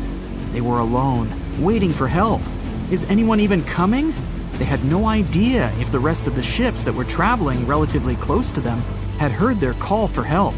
There was nothing else to do but wait. The Titanic, an iceberg, and one night, April 14th, 1912. It's one of the most famous stories from modern history that everyone talks about, even now, more than 100 years later. The 16 lifeboats on board could only accommodate a little more than 50%, 1,178 people, of the total number of passengers that were on board. And many of them were still half empty. In one of them, there was a little 2-month-old girl, Milvina Dean, the youngest passenger on board the giant ship. Her parents had decided to leave England because they wanted to build a better life in the United States. Her father had some family in Kansas, and he hoped they could start their own business there. The Dean family didn't actually choose to be on board this giant legendary liner, but because of a coal strike, they got transferred there, so they boarded it at Southampton as third-class passengers. Milvina's father felt when their ship hit the iceberg on that cold and seemingly peaceful night. He immediately went up to investigate. When he saw that people were panicking and that the crew members were giving warnings on the actual danger of the situation, he rushed to their cabin to find his wife. He told her to dress the children and quickly go up on deck. The crew members gave the order to get the lifeboats ready and start transferring women and children there first. It was a chance for at least some family members to get to safety. Milvina, her mother, and her brother got in Lifeboat 10. They were among the first off the liner out of the 706 crew members and passengers who managed to escape the sinking ship. Later, the liner called Carpathia heard their call for help, came for the passengers, and took them to New York. Her father, unfortunately, stayed behind them and didn't manage to save himself. Milvina grew up in Ashurst, England, which wasn't far from where she set sail on the ship. She spent her life working as a secretary and an assistant in small businesses in Southampton. She never married. Milvina always used to say she never spoke about the whole Titanic thing because she remembered nothing about it, so she didn't want people to think she was just drawing attention to herself. But in 1985, a French-American team got together and located the wreck of the Titanic. It was around 370 miles east of Mistaken Point, Newfoundland, in water that was more than 2 miles deep. That's when they confirmed the ship split in two. For decades, people believed the ship sank in one piece. They thought the only significant damage was the damage the hull got from its contact with the iceberg. In reality, it broke in half, right between its third and fourth funnels. It happened shortly before the ship disappeared under the surface of the water, and the whole thing, starting from the moment when they hit the iceberg, lasted around 2 hours and 40 minutes. People didn't pay that much attention to the Titanic until this team of researchers found the wreck. In the last year of her life, she sold some of her family's possessions at auction to pay for her stay in a nursing home. The items she sold also included a suitcase filled with clothes that her family got when they arrived in the U.S., and compensation letters her mom got from the Titanic Relief Fund. The compensation letters outlined the financial aid that certain passengers received who had survived the loss of their loved ones. She lived until the age of 97 when she caught pneumonia. She was the youngest of the 705 people that survived the whole event. The Titanic was the world's largest ship. Since it was so big, some thought the vessel should have had 4 exhaust stacks. But Thomas Andrews, the man who designed the ship, believed that only 3 were necessary. So, the Titanic basically had one purely decorative stack. 2,200 people were on board when the ship sank. There were 908 crew members, and the maximum number of passengers on board, which was 3,500. As you probably saw in the movie, there were different classes of passengers. The estimated overall wealth of those in first class was about $500 million, and researchers estimated $6 million worth of things went down to the ocean bottom, together with the ship. In first class, this liner was a place of luxury. It had 4 restaurants, 2 libraries, 2 barber shops, reading rooms, and a photographic darkroom on board. There was also a heated swimming pool, but only first-class passengers could use it, at a price of 1 shilling a time. The ship also had Turkish baths and electric baths, and passengers could use each for 4 shillings at a time. The cost to build this massive giant was $7.5 million, but that was back in 1912. Today, it would be about $200 million. First-class tickets cost $2,560 at the time, which is today's equivalent of $61,000. What would you get in these expensive cabins? A sitting room, 2 bedrooms, 2 wardrobe rooms, and a bathroom. Would you pay that much for those luxuries? Teams of researchers still haven't explored many areas on the Titanic. It's still very, very hard to access them with underwater vehicles. There was a lifeboat drill scheduled for the same day the Titanic sank, but it was called off for some reason. The crew had done just 1 lifeboat drill, and that was when the ship was still docked. But even if the crew members had been properly trained and each lifeboat had been filled, the capacity was still not enough to save each and every passenger. The Titanic was the biggest movable object in the world at that time. On May 31st, 1911, its immense hull made its way down the slipways and ended up in the River Lagan in Belfast. Over 100,000 people were there to see the launch, which took just a little more than a minute and went off without a hitch. The people who were in charge of the ship immediately towed the hull to a mammoth fitting-out dock. Thousands of workers spent most of the next year there working hard, building the decks and constructing all those luxury interiors that gave the Titanic its specific look. They were also installing the 29 giant boilers that would power the ship's 2 main steam engines. All that to get the title unsinkable. The ship had more than just one fatal flaw. You may have heard of one of its design flaws. The airtight bulkheads weren't completely sealed on top. This allowed water to flow from one compartment to another, which eventually sank the liner. And Titanic had more flaws. High sulfur content, cold temperatures, and high speeds largely affected the steel of the vessel's hull and the iron of its rivets. The steel here shattered, while the rivets popped out relatively easily. This was the reason the Titanic sunk 24 times faster than we'd expect. There are many theories about what really led to the sinking of such a giant. And one says a full moon from a couple of months before could be one of the reasons. It may have created very strong tides that sent a flotilla of icebergs southward. This was right in time for the Titanic's maiden voyage. Research says an optical illusion prevented the ship from getting help. One famous British historian, Tim Moulton, thought the atmosphere on the night of the sinking created specific conditions that made it very hard for the crew members to spot icebergs. They partially caused something called superrefraction. The extraordinary bending of light causes miraging, and several ships in the area recorded it. Not only did this prevent the crew from seeing the troublesome iceberg in time, but it also stopped one of the ships that could have offered help from identifying the call for help and communicating with the Titanic crew.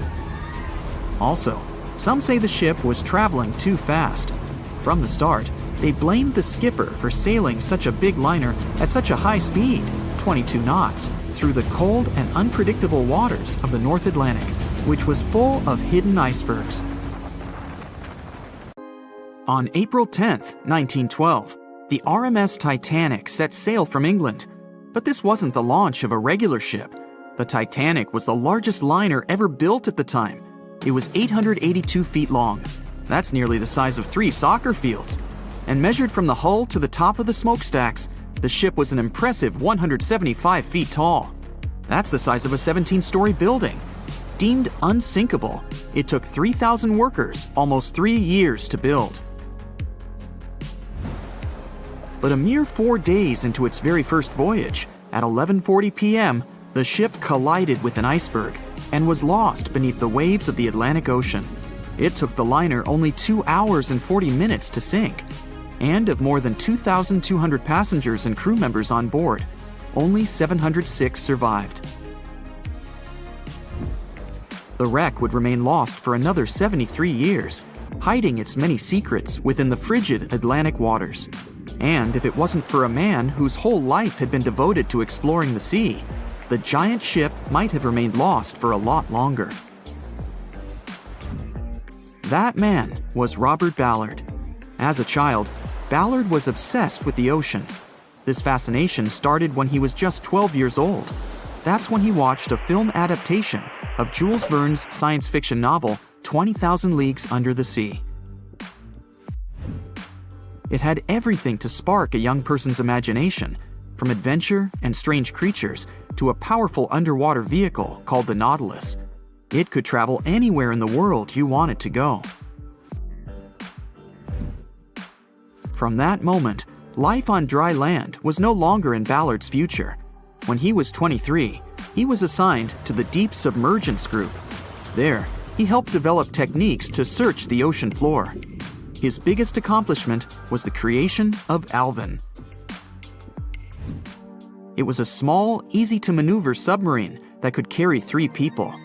It also featured an external mechanical arm designed to gather underwater samples while the crew remained safe and dry inside.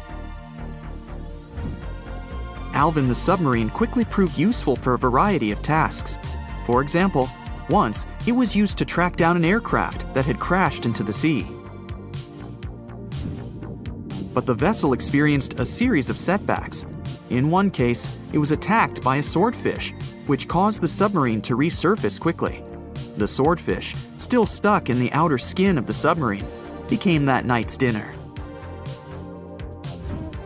And in October 1968, the submarine was being lowered into the water when the cables holding it snapped, sending it careening into the ocean along with 3 crew members on board. And because the small vessel was still open, it immediately filled with water and quickly began to sink. Luckily, the crew managed to escape, but Alvin was gone. Bad weather hampered multiple attempts to recover the vessel. It wasn't until the following year that it was finally returned to the surface. In time, Alvin would be improved. Its hull would be strengthened by titanium, giving it a higher depth rating, thus making it even better suited for ocean exploration. The specialized submarine would come in handy in many of Ballard's 100-plus expeditions. The man was one of the first to explore an underwater mountain chain called the Mid-Atlantic Ridge in the Atlantic Ocean.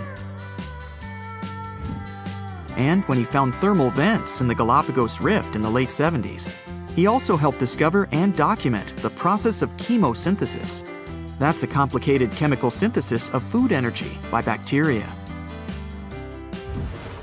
But his biggest discovery was still to come. Ballard claimed he'd never been a Titanic fanatic, but he eventually became obsessed with finding the ship after watching other explorers try and fail. As he said, Titanic was clearly the big Mount Everest at the time. Many others had tried, many that I thought would have succeeded, or should have succeeded but didn't.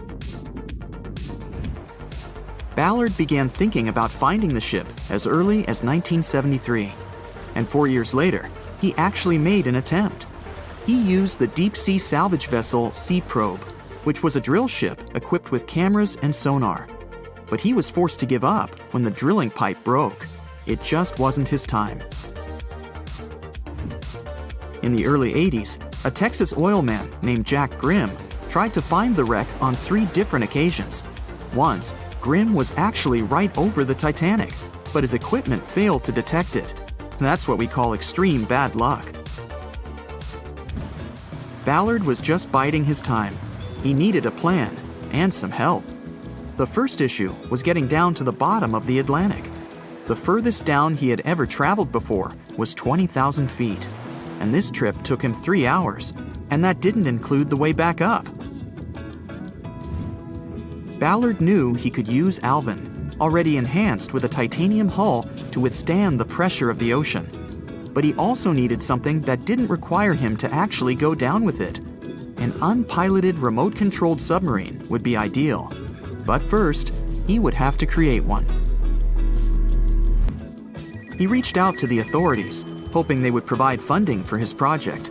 And though officials had no interest in the Titanic, they were willing to help. But there was a catch. Ballard had to first focus on tracking down 2 submarines, the Thresher and the Scorpion, which had sunk to the bottom of the Atlantic Ocean in the 1960s. The authorities were hoping to study them to find out why they had sunk in the first place. They also wanted to know if they could be recovered or if it was safe to leave them on the ocean floor. Only when he had successfully completed this task would he be free to use any remaining time on his contract to find the Titanic. With no other options for funding, Ballard took the offer.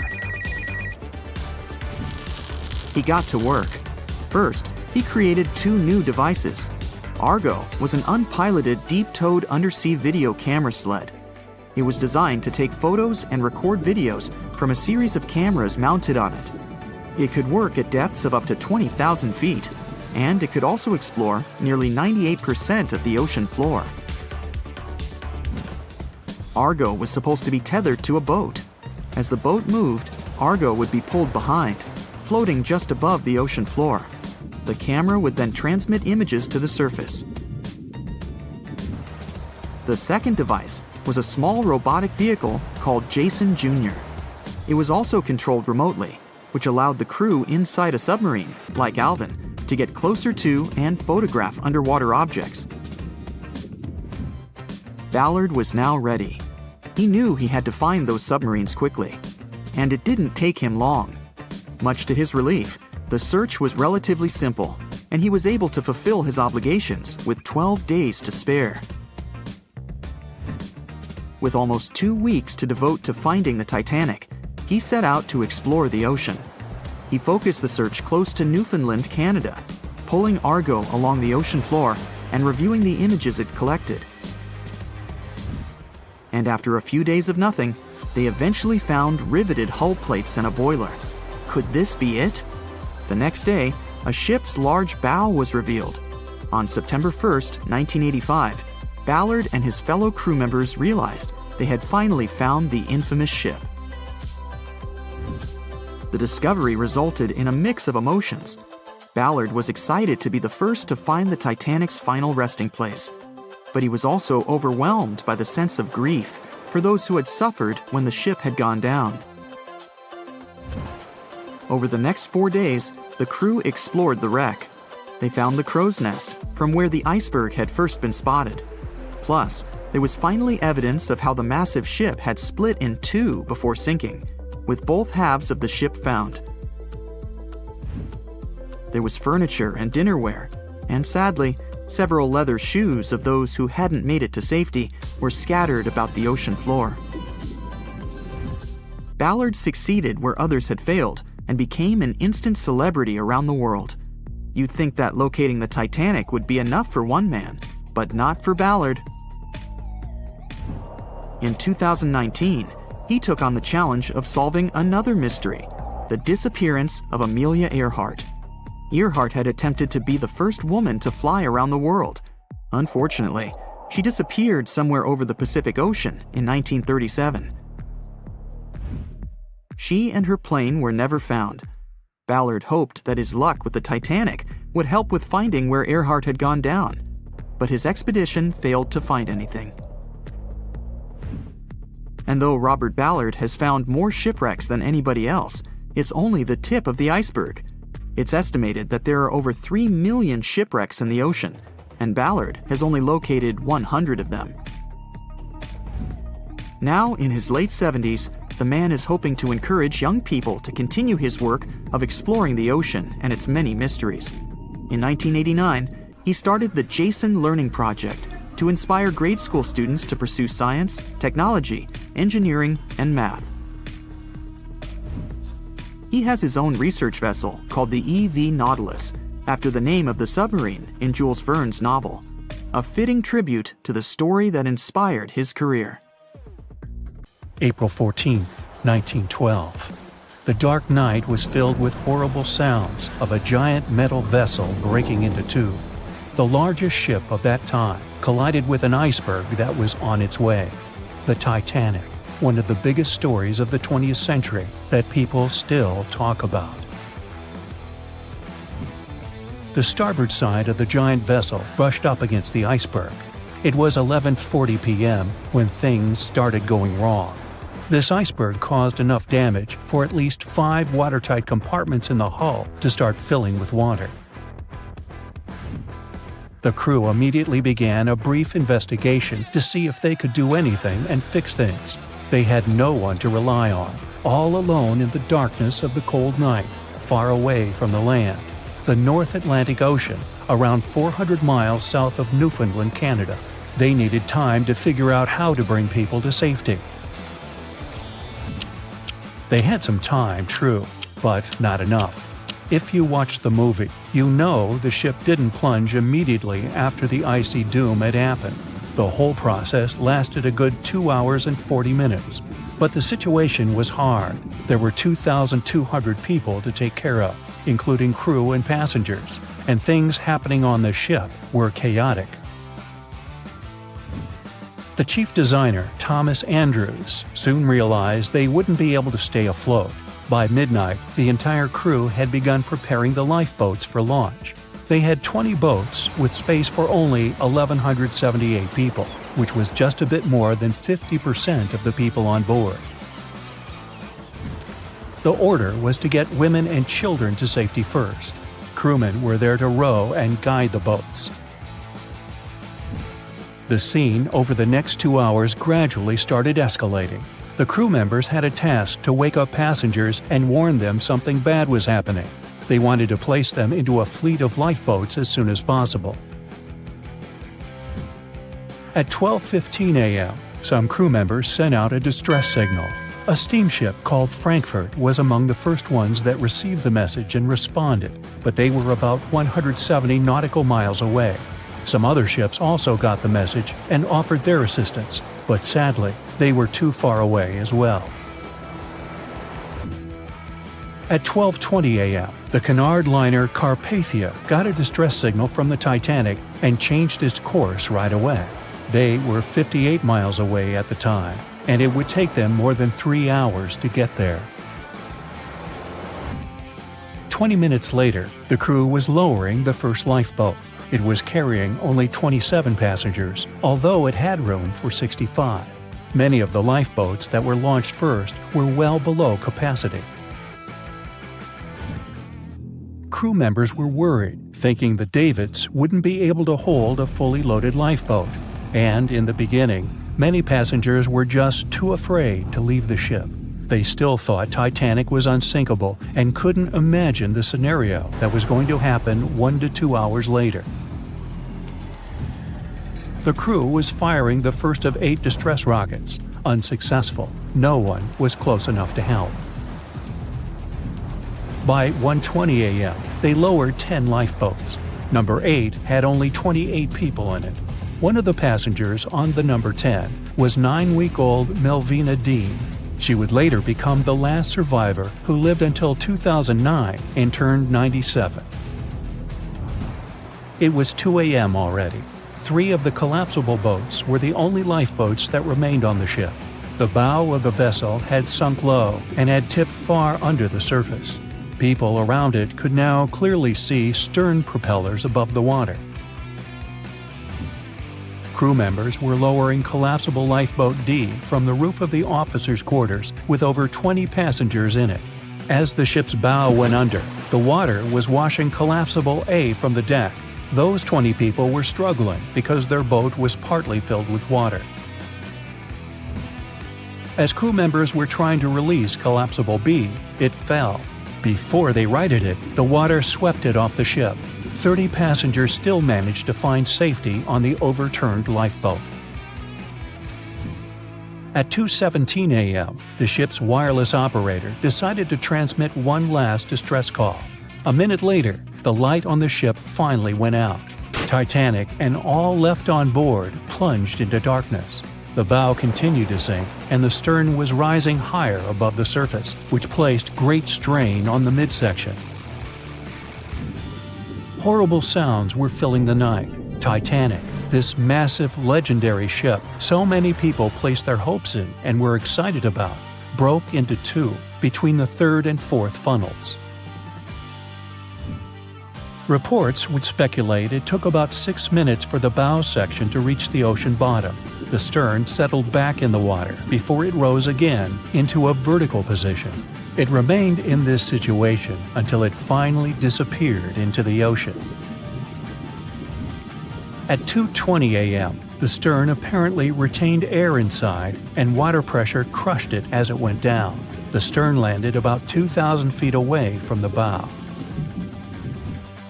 People consider the Titanic the fastest ship in the world. They thought it was unsinkable because 4 of its compartments could be flooded, and that still wouldn't cause a critical loss of buoyancy. Its life was problematic since its beginning. While the ship was leaving port, it moved within a couple of feet of the steamer New York. It managed to safely pass by, which was a huge relief for all those worried passengers massed on the ship's decks. Titanic sailed off on the 10th of April. Its first journey was across the highly competitive Atlantic route. On the launch day, the Titanic became the biggest movable object in the history of humankind, 882 feet long, 92 feet wide. Not that big if you compare it with today's ships. The biggest cruise ship in the world today is Royal Caribbean's Symphony of the Seas, which is roughly 5 times the size of Titanic. If you put that ship in a vertical position, it would be nearly as tall as the Empire State Building, which is 1,250 feet without antennas. But Titanic was a huge attraction back in its time. At one moment of their journey, they stopped in France, after which they made another stop in Ireland. Once the final passengers boarded, the massive ship set out at full speed for their final destination, New York City. 4 days after the beginning of its journey, Titanic failed to divert its course from a huge iceberg, the story we all know about. Only 700 people survived, and most of them were women and children. The night was extremely cold, 1 hour and 20 minutes after Titanic had gone down to the bottom of the ocean. Survivors weren't even sure someone was coming to save them. Finally, they saw the light. It was Carpathia coming towards them. They came for the people in the lifeboats. The crew brought them aboard and pulled a handful of other passengers out of the water. Many ships tried to contact Titanic a few hours after it sank. Their messages were never returned. Later, when there was an investigation of what really happened, they discovered the Leyland liner California had been less than 20 miles away when Titanic was sinking. But the crew didn't hear the distress signals coming from Titanic because their radio operator was off duty. Countries from both sides of the Atlantic were shocked and horrified when they heard details of what happened to Titanic. They decided to make changes to ship operations, rules that would help avoid such events in the future. They held the first International Convention for Safety of Life at Sea, where they adopted rules for every ship to have lifeboat space for each passenger on board. Also, lifeboat drills became mandatory. They also decided to establish an international ice patrol. Its main role was to monitor icebergs in the North Atlantic shipping lanes. Ships also needed to maintain a 24-hour radio watch. Titanic wasn't built alone. Because of the size of this magnificent ship and all the new equipment it required, it would have been too expensive as a one-off. So the team built the Titanic alongside two sister ships, and both of them had eventful lifetimes. RMS Olympic came first. It was launched in 1910, and for a whole year was the biggest liner in the world. The Britannic was another sister ship that sailed for a while before it too ended down on the ocean bottom. But only Titanic became a legend and one of the most